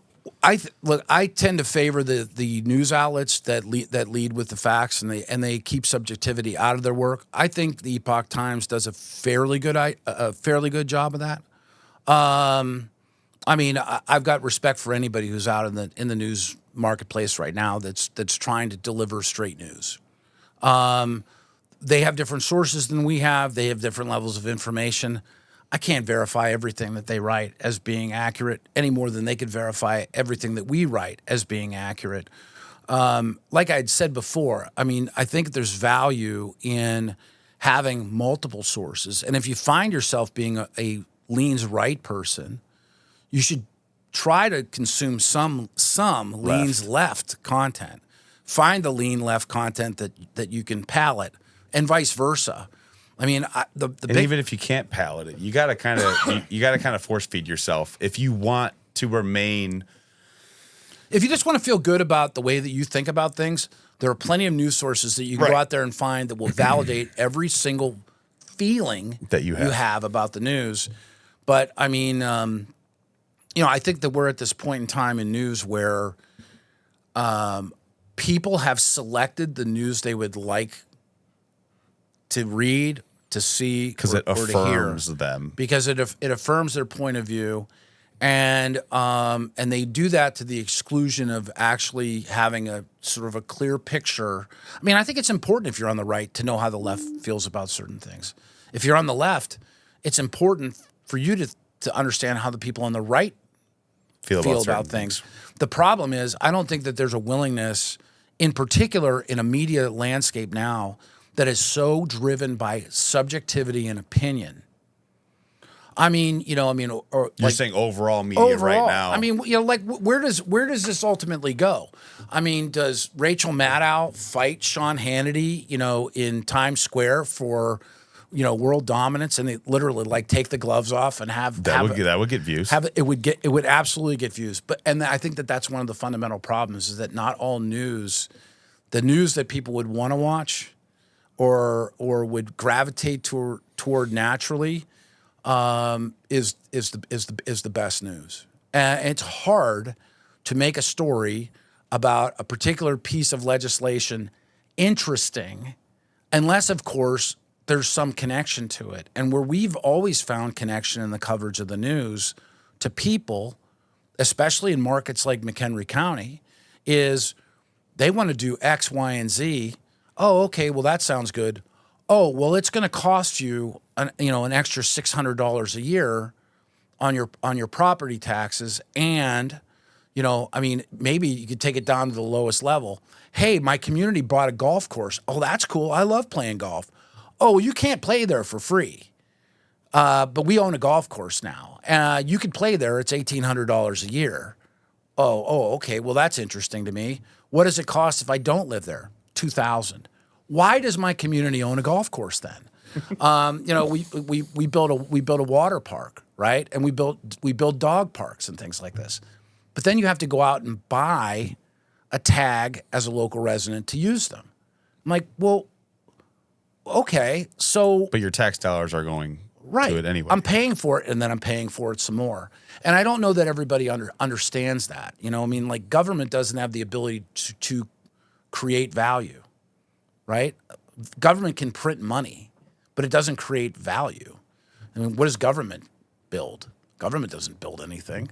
The free market builds things. Yeah. Entrepreneurs build things. You might be able to get a grant to start a business, and I think that that's actually kind of a good thing, how government money makes its way, into the private sector to get people started. You're in theory going to pay that back because your business is going to become successful, right? You'll pay it back in the form of income tax, or property tax, because you're gonna be building a larger gym or whatever the case might be. So the idea of investment, I don't necessarily have a problem with that, but an investment and an entitlement are two wildly different things, right?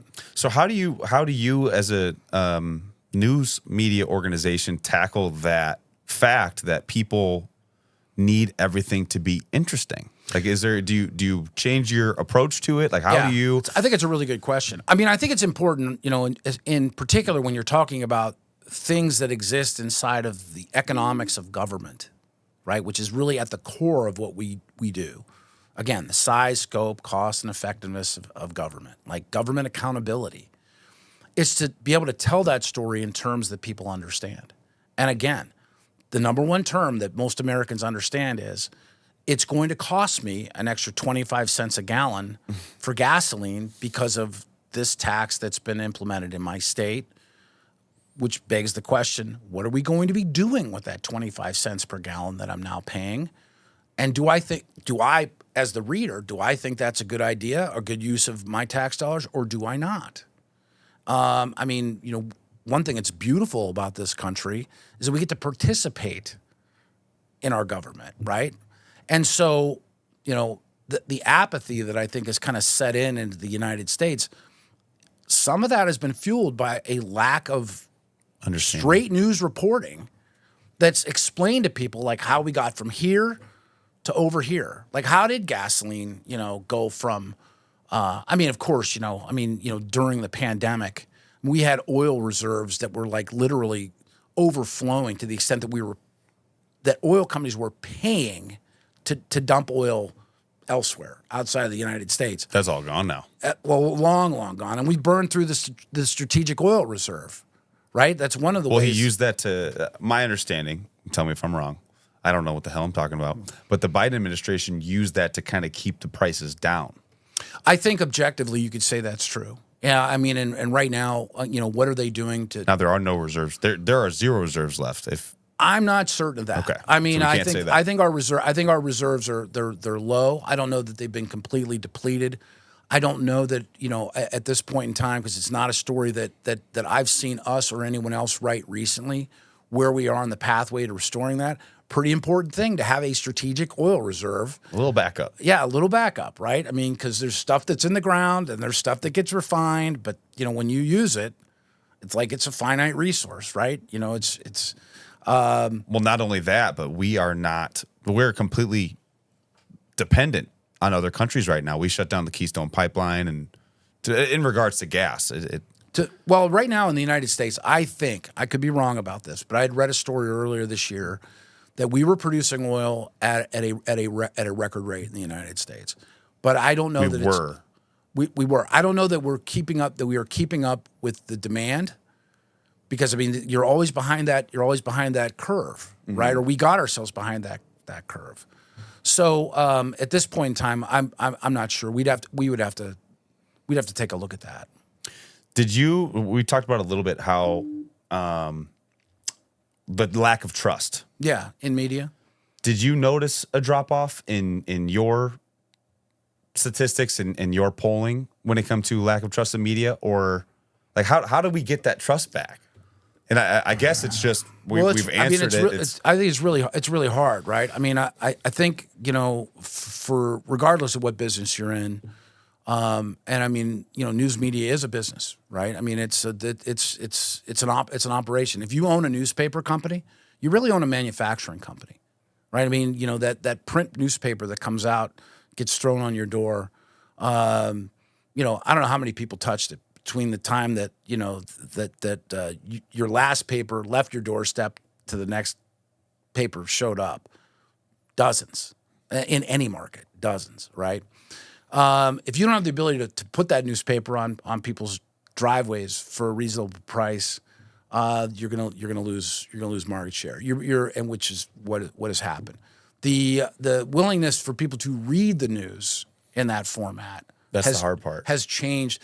Well, it's like, again, you go back, like when I was in my mid-30s, living here in Northern Illinois, right, and I'm the editor of the local newspaper, I got my newspaper delivered the same way that you got your newspaper delivered. I didn't have special delivery. I didn't have a carrier that walked it up to my door and like hung it on my doorknob so it wasn't, in a snowbank or, sitting in a puddle. I look at this as like, this is a completely unnecessary model as the primary model. Yes, there will always be people that want to hold the news in their hands and read it. And we can have a product for them. But there's so many better ways to deliver the news digitally into people's phones, into their email.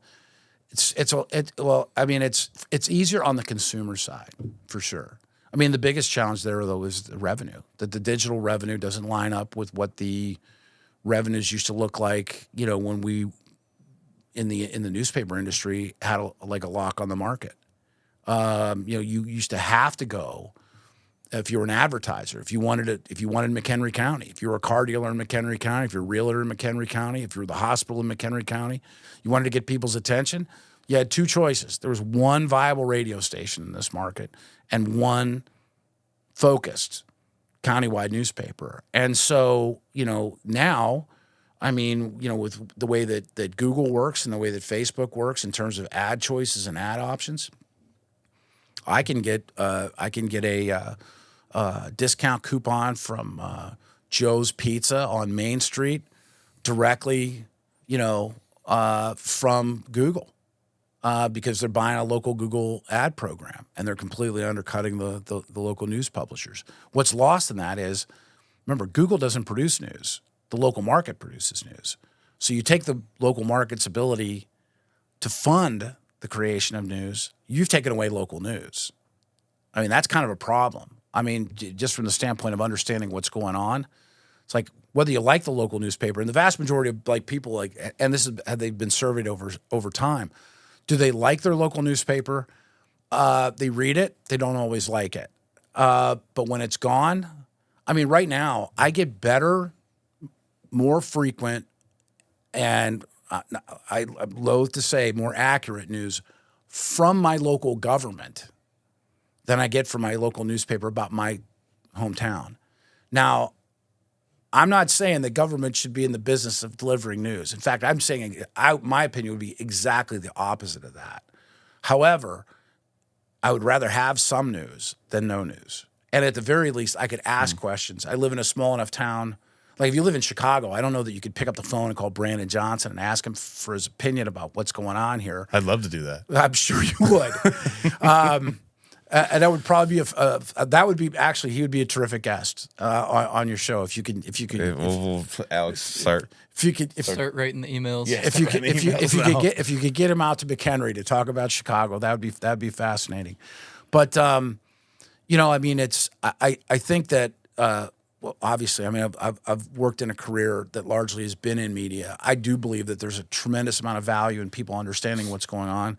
The First Amendment is an incredible gift that we have in this country that separates us from virtually every other country in the world. So if we cannot figure out a way to produce the kind of news that we need, then you're going to have people that are going to step into the breach. And I don't want it to be, in my opinion, I would prefer that it's not government because I don't want to be. They don't have a great track record. Well, they don't.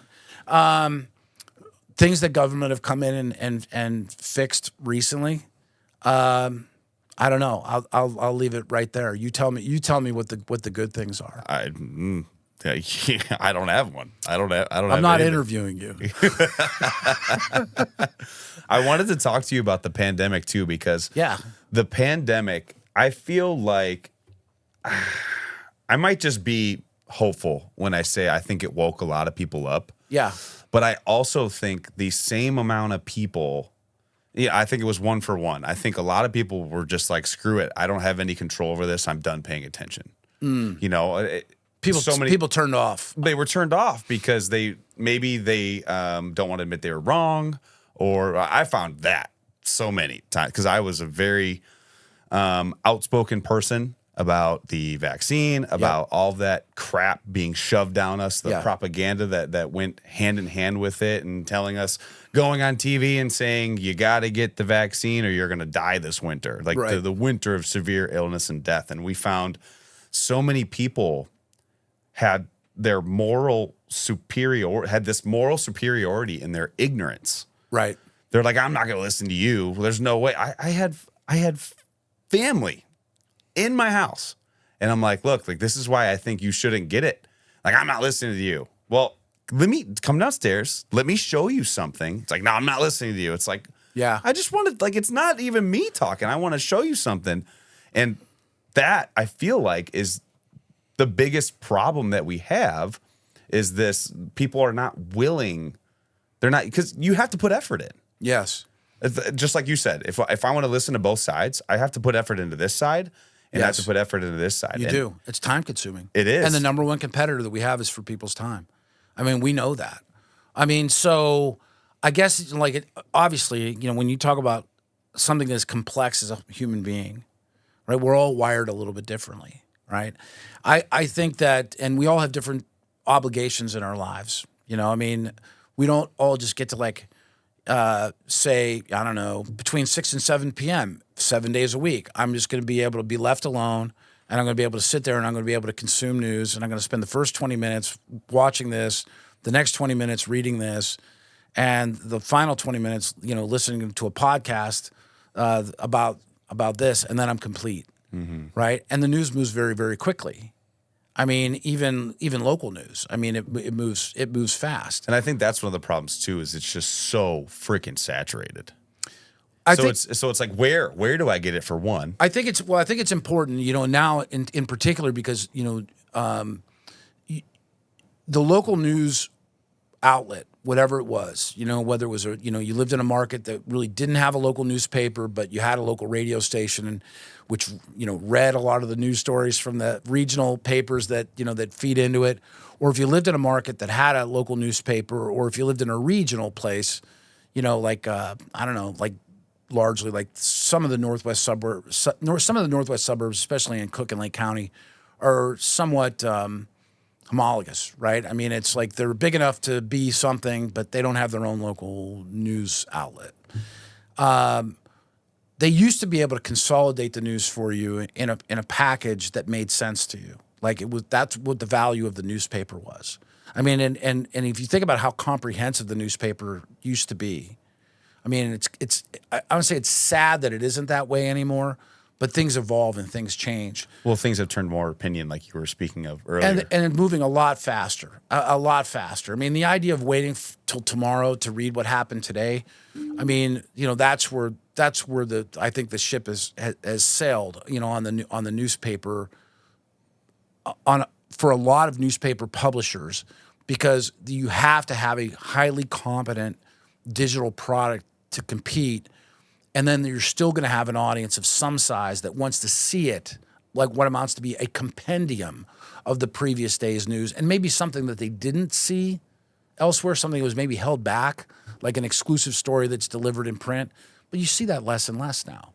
Yeah, it's tough because this is all happening very, very quickly, and the speed of technology just goes well beyond your ability to keep up with it with a printing press, which is crazy for us, like people that are our age, because until maybe like 15 years ago, the printing press could keep up with the news in some way, shape, or form.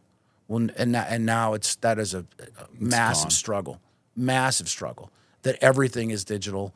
People want to pick up the phone, and they want to see what the news is when they have 3 minutes to look at the phone to find the story that they want to find. That's changed. That's absolutely changed. And I don't hate that. I don't hate the fact that it's very easy to scroll. Like a lot of the information I get, I try to fill my feed with people that I trust. Yeah.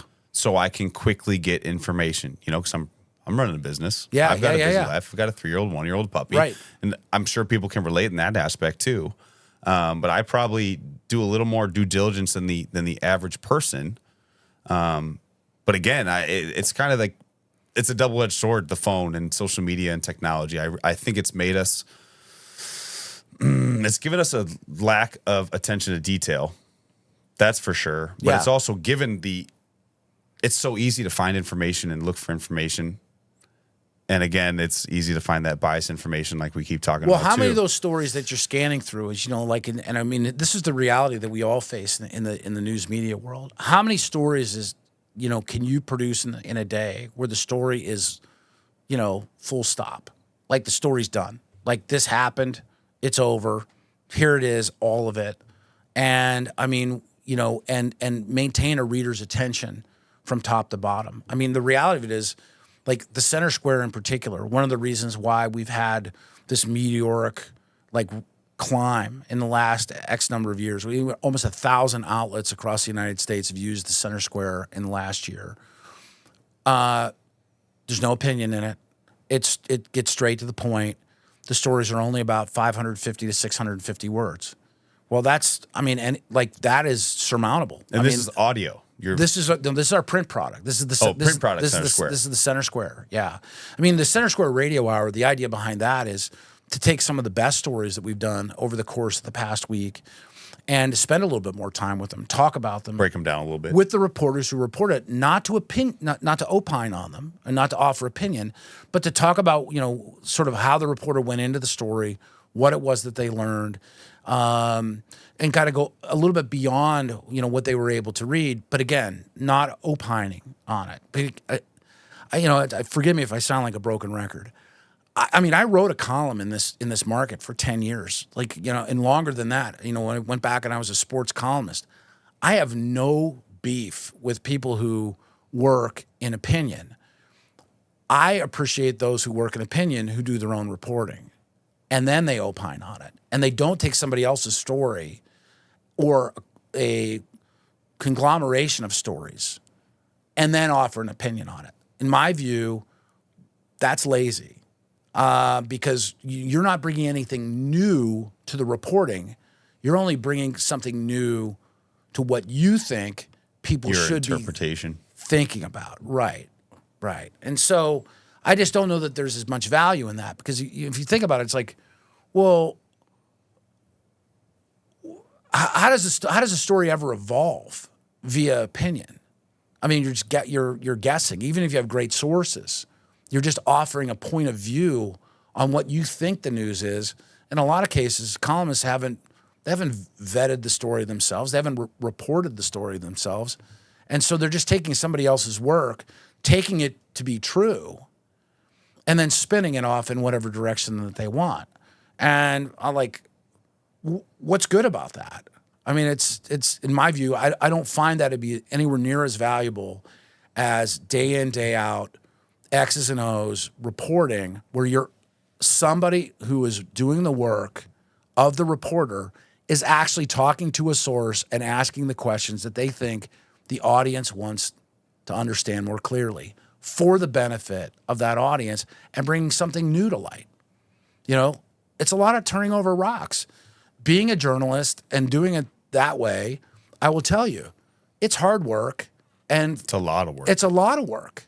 It's in some cases thankless work because you could spend, that story that you read, that maybe took you 4 minutes to read. Took someone 4 days minimum. It might have taken them 4 weeks to write it because they couldn't get the source that they wanted to get. They couldn't get the person that they needed to talk to, who is supposed to be talking to them on behalf of the taxpayers to answer the question. And I mean, yeah, it's like beating your head against the garage door sometimes. But when it comes, when you bring the truth to light, that's the value in the work that we do. It's not easy. It's not for everybody. It's not nearly as glamorous as how it's, portrayed, on TV or in movies. But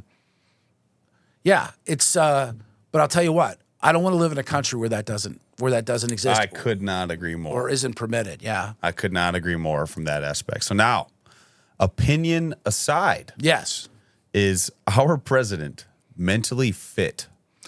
Well, that's a great question. I mean, one of the things that I've seen recently start to happen would be in particular, the I saw this last week and, I was a member of the Associated Press. I was president of the Illinois Associated Press editors, right? And so I would kind of go toe to toe with the AP in the state about the way that they covered the state. So I think it's important for me to declare that because I didn't think there was always a whole lot in what the AP delivered to my newspaper, the Northwest Herald, for the people in McHenry County. I mean, we had to rewrite a lot of Associated Press stories to make them of any value to people who lived here.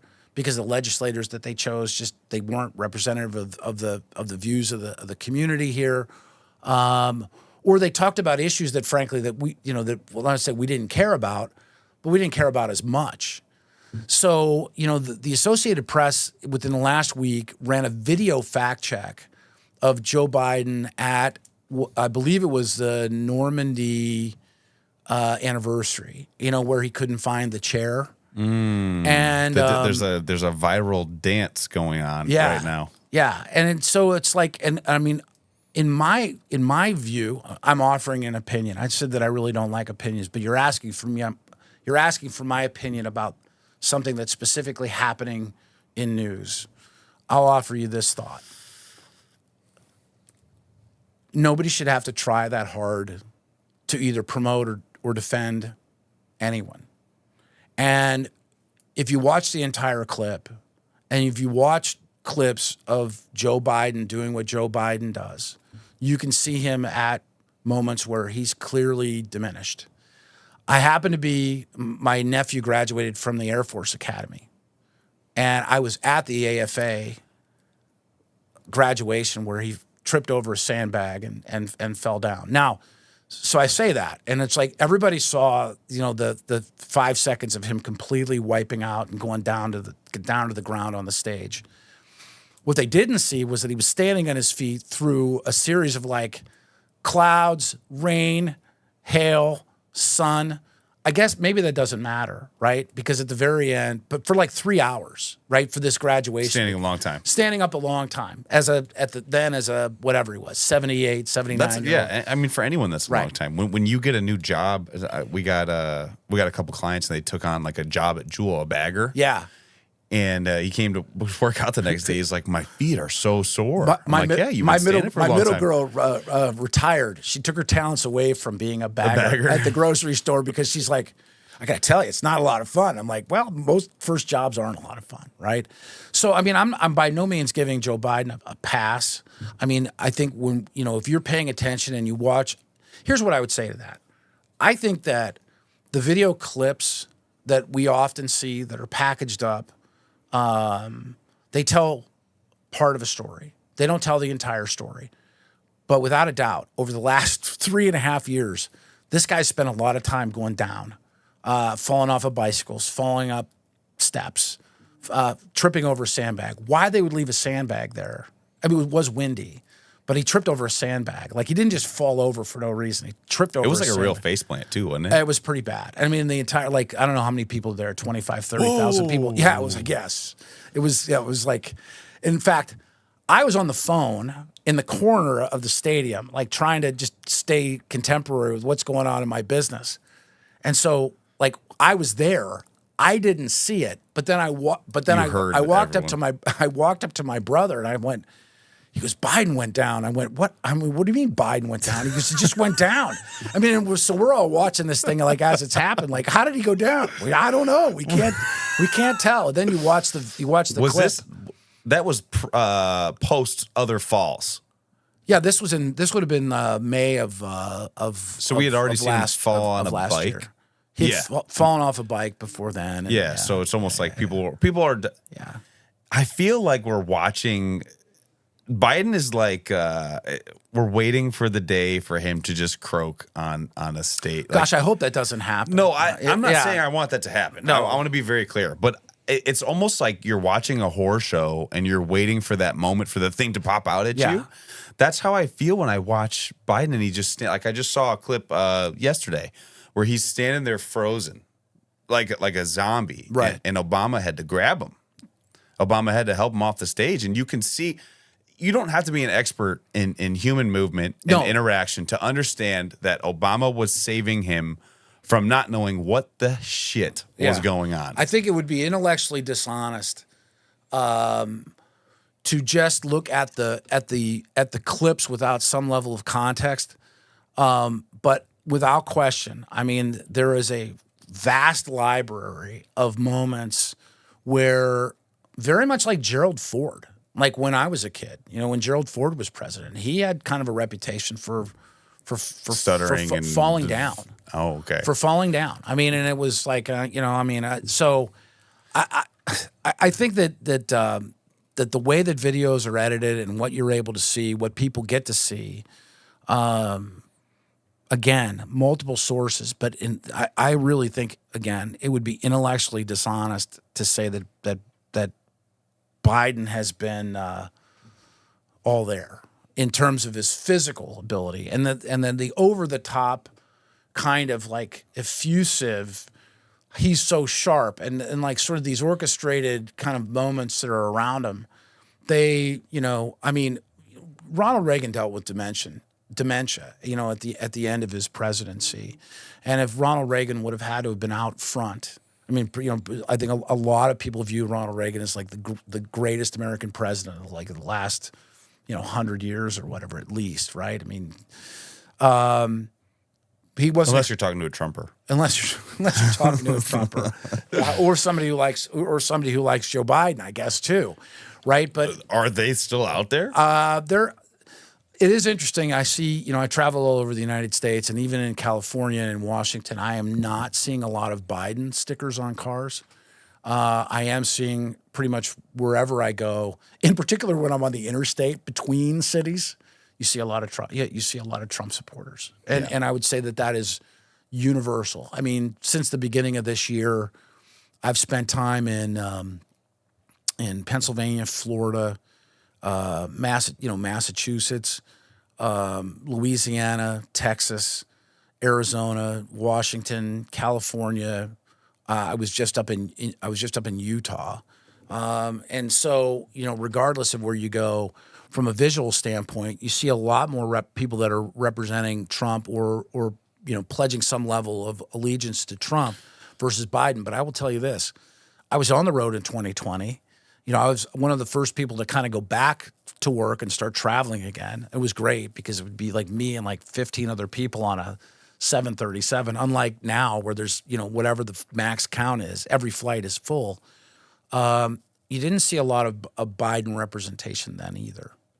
Not outwardly. Which is weird because he was he broke records with casting votes. The election itself is kind of amazing. I mean, Trump, of course, I mean, there's still conversations about election integrity, and I think it's important that we have a really clear understanding of how votes are counted, when they're counted, and what's counting them. Well, it's tough to ignore a bunch of tens of thousands of votes being dumped in the middle of the night, and they're all mail-in ballots. And I'm not saying one thing or the other, but if you see a straight vertical, Let's talk about it in these terms, and I agree with you, right? Because as the public, you see that, and what was inbounds and allowed to be questioned immediately after the 2020 election, and how a lot of the larger big media companies blocked out that conversation. Like you can't ask that question. But during 2016, when Trump won, he's an illegitimate president, right? And he's not a real president. So we have he's to get. The real so I mean, president. I think we have to get as a country. We have to get past that, and the idea that we can talk about some things and we can't talk about other things. I view that as completely wrong. That we should be able to ask the kind of questions that need to be asked, and we should get answers for the kind of questions that the people want. They want to know. The people want to know. So when journalists start saying that is not a legitimate question, then there's something to question there. Then there's something to question there, and I think that that we have seen that. I mean, if you think back to the Center Square in 2020 in October, we wrote about Hunter Biden's laptop. Now, here's the thing: at the time, nobody knew what was in Hunter Biden's laptop because what was in Hunter Biden's laptop was not known. But remember, the story was at that time whether there was such a thing as Hunter Biden's fake laptop. News. It was Russian disinformation. There were a number of people, former intelligence experts who'd signed off that it said that it looked like, Russian disinformation. Well, first of all, I mean, let's just think about that. What intelligence community that you would ultimately want to trust would step forward at that time very specifically to say that this doesn't look right and then sign off on it? And who would ask somebody to sign off on that when none of them examined the laptop, right? I mean, so it's like, but there was clear a clear effort at that time to prevent legitimate questions from being asked and from legitimate answers come forward. And that's wrong. I mean, I was out of media for a few years. I was president of a creative agency, and then I oversaw international business development for a chemical company, which is completely far afield for me, right? But I don't know. I got my MBA, along the way, and I'm like, well, I could do that, and I did that. And when I had an opportunity to come back to the news, I initially said no because I kind of liked what I was doing. I mean, I didn't like the idea of being in China for 3 or 4 weeks at a time, or being away from my family in South America or wherever I happened to be. But I was sitting in a bar in Shanghai, China, after flying over from Chicago. And you leave on a Saturday morning and you get there on a Sunday afternoon, and you're, it's not like going to bed in your own bed. I mean, yeah, I did have a lay flat seat, and yeah, I did, I had, meals and things like that. And it was about as good an experience as you could have in terms of that kind of travel, but you're just absolutely fatigued at the end of that line. And the key is to get your circadian rhythm to kind of back on track. You have to stay up a little longer than you want to stay up, and you have to start the day on their clock at that time. So it's like 5 o'clock in the afternoon. I'm completely destroyed from this travel. So I sit down in the lounge at the Jumeirah Hotel, which is a very nice hotel in Shanghai. I have a cigar, which you could smoke inside, which is, very little to get excited about in terms of China, but apparently you could still smoke there, which is nice. And I have a whiskey, and a woman who's like literally like old timey, cigars, cigarettes, walking around. It's a really nice hotel. And she's like, can I offer you a cigar or cigarettes? And I said, well, I have my own cigar. And I asked her, I said, can I smoke it here? And she goes, oh yeah, absolutely. And she said, you should probably have this. And she put a copy of the China Daily in front of me, which is written in English. And it's made for people like me, American business people, British business people, Aussies, Canadians, anybody who would read in English. And I'm reading this, and I'm like, I'm tired, right? I mean, it's like honestly, and flying into a city like Shanghai is like flying into New York City. Shanghai's actually larger than New York City, in terms of population. And I'm reading these stories, and I'm like, man, I'm really foggy on this. I'm like, I swear I've read this news somewhere before. Well, I had read that news somewhere before. I mean, I happened to bring a copy of the Wall Street Journal in with me, which I almost positive I wasn't supposed to do, but it was folded up. It was between my laptop and some folders in my work bag. Weren't supposed to do. Yeah. Like illegal? What do you mean? Yeah. I mean, you're not supposed to bring in foreign media, right? You're not supposed to bring in books, and things like that from outside of China. And so here I am. I'm reading these stories, and finally I go back to the Wall Street Journal, which I pull out of my bag, and I'm like, this is completely propagandistic. The news is completely flipped. And my thought was, this could happen in the United States. And so this is like 2015, 2016.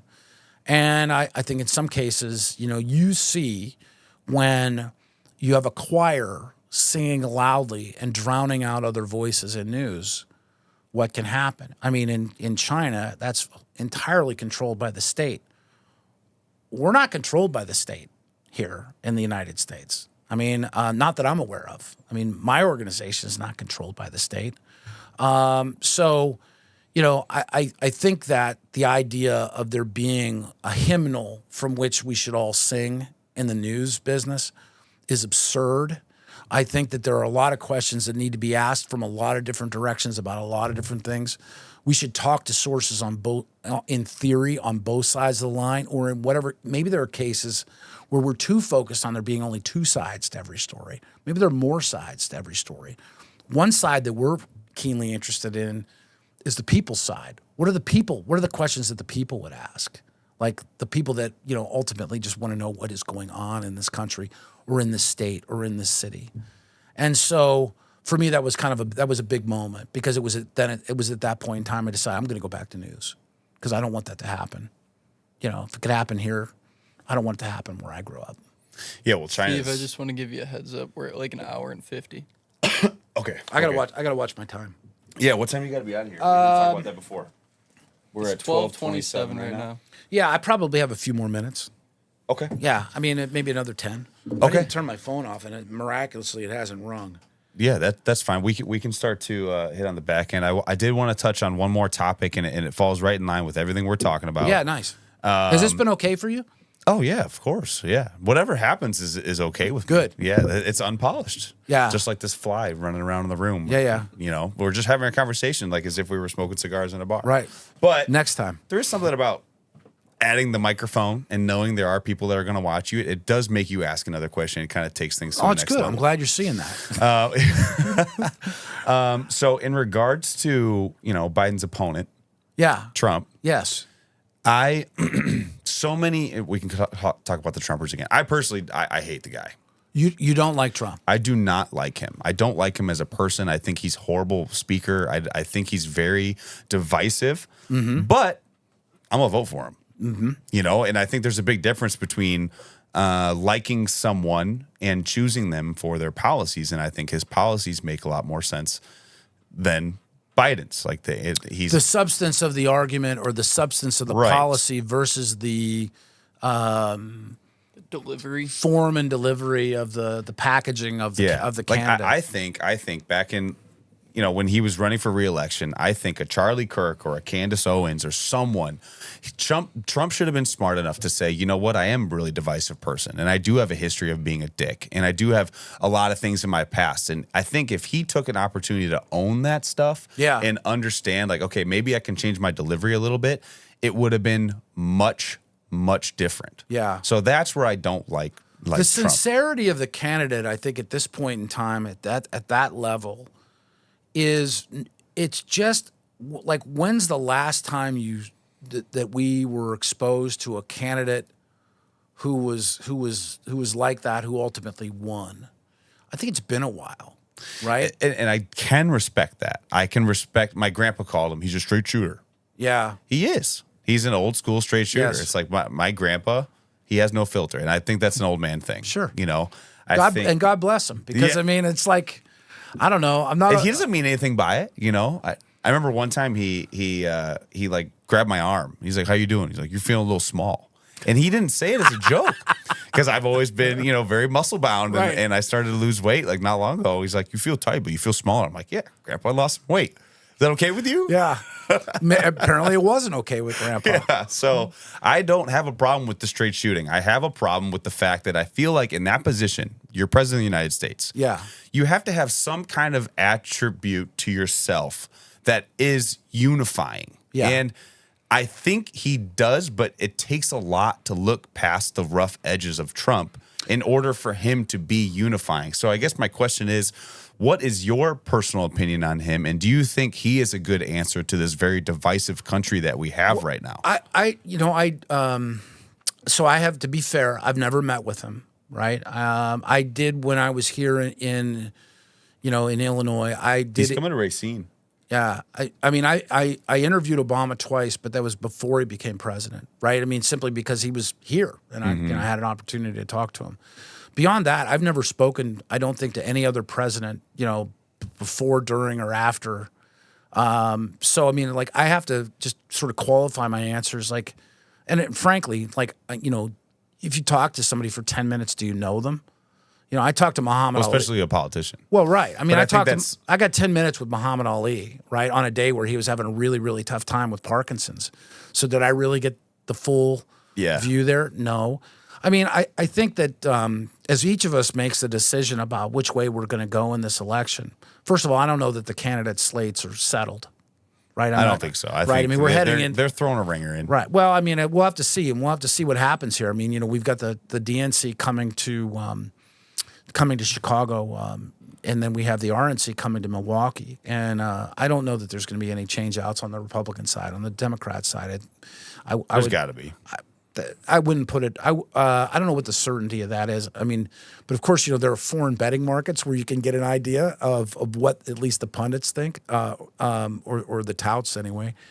I think it's important for each of us as we're making the decisions about, who we're going to vote for. I mean, most Americans vote their circumstances, right? And I'm hopeful that people will take the time to research the candidates, look at the policies, look at the platforms, and then look at the world that we live in, look at their own local circumstances, right?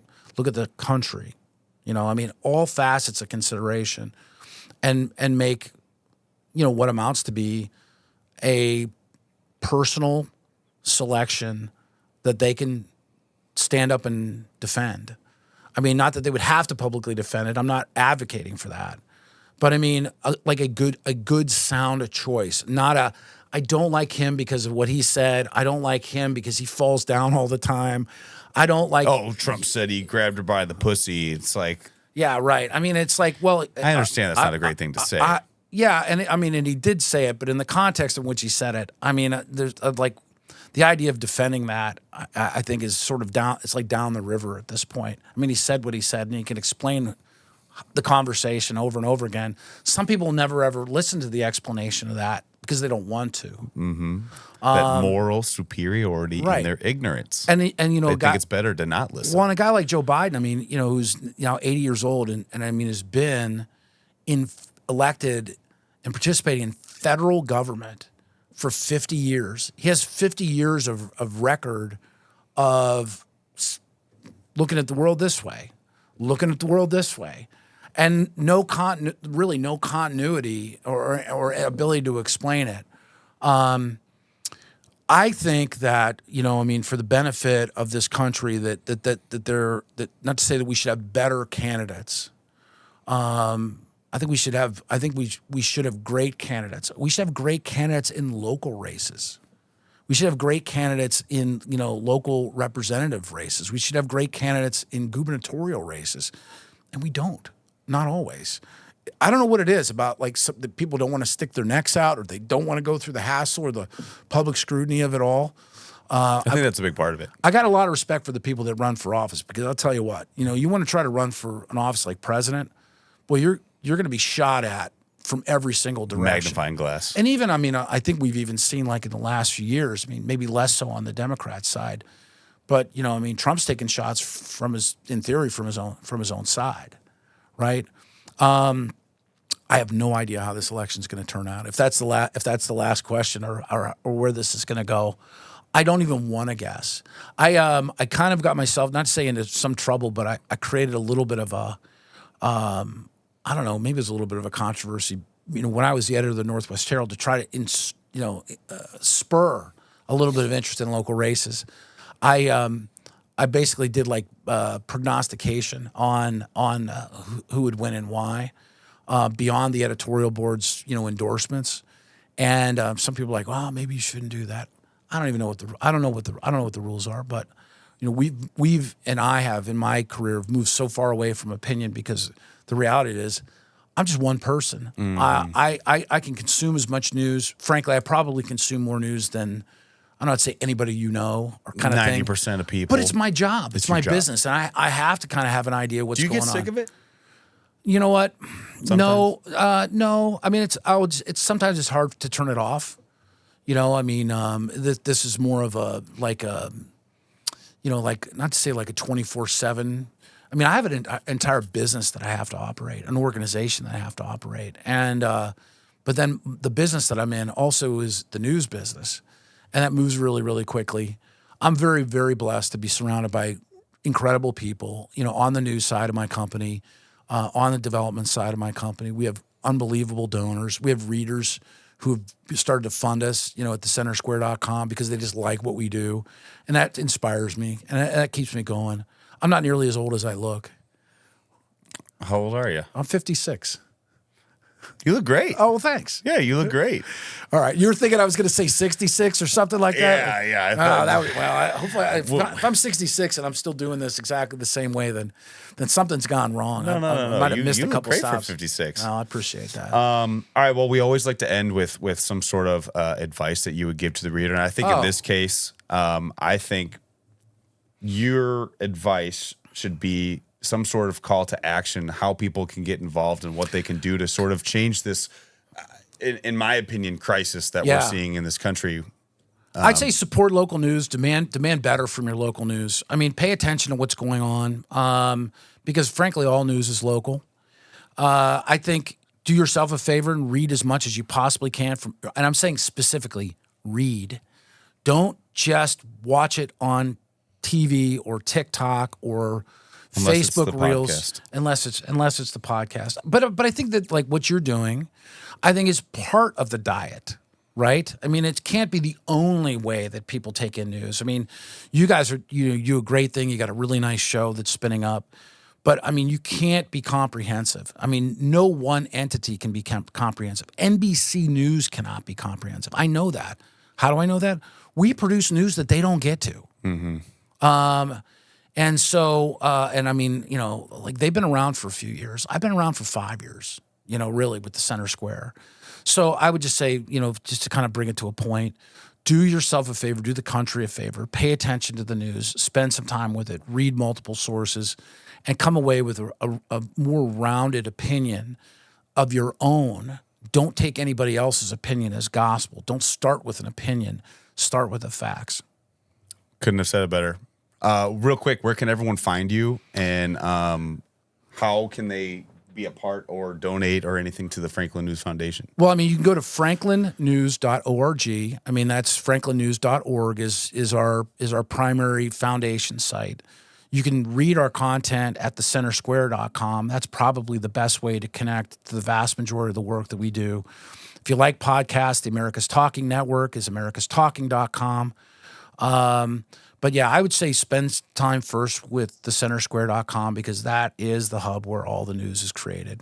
Awesome. Thank you. Chris, thank you so much for Great, coming on, Steve. man. Appreciate it. Really appreciate it. Thanks to you and Alex. Beautiful.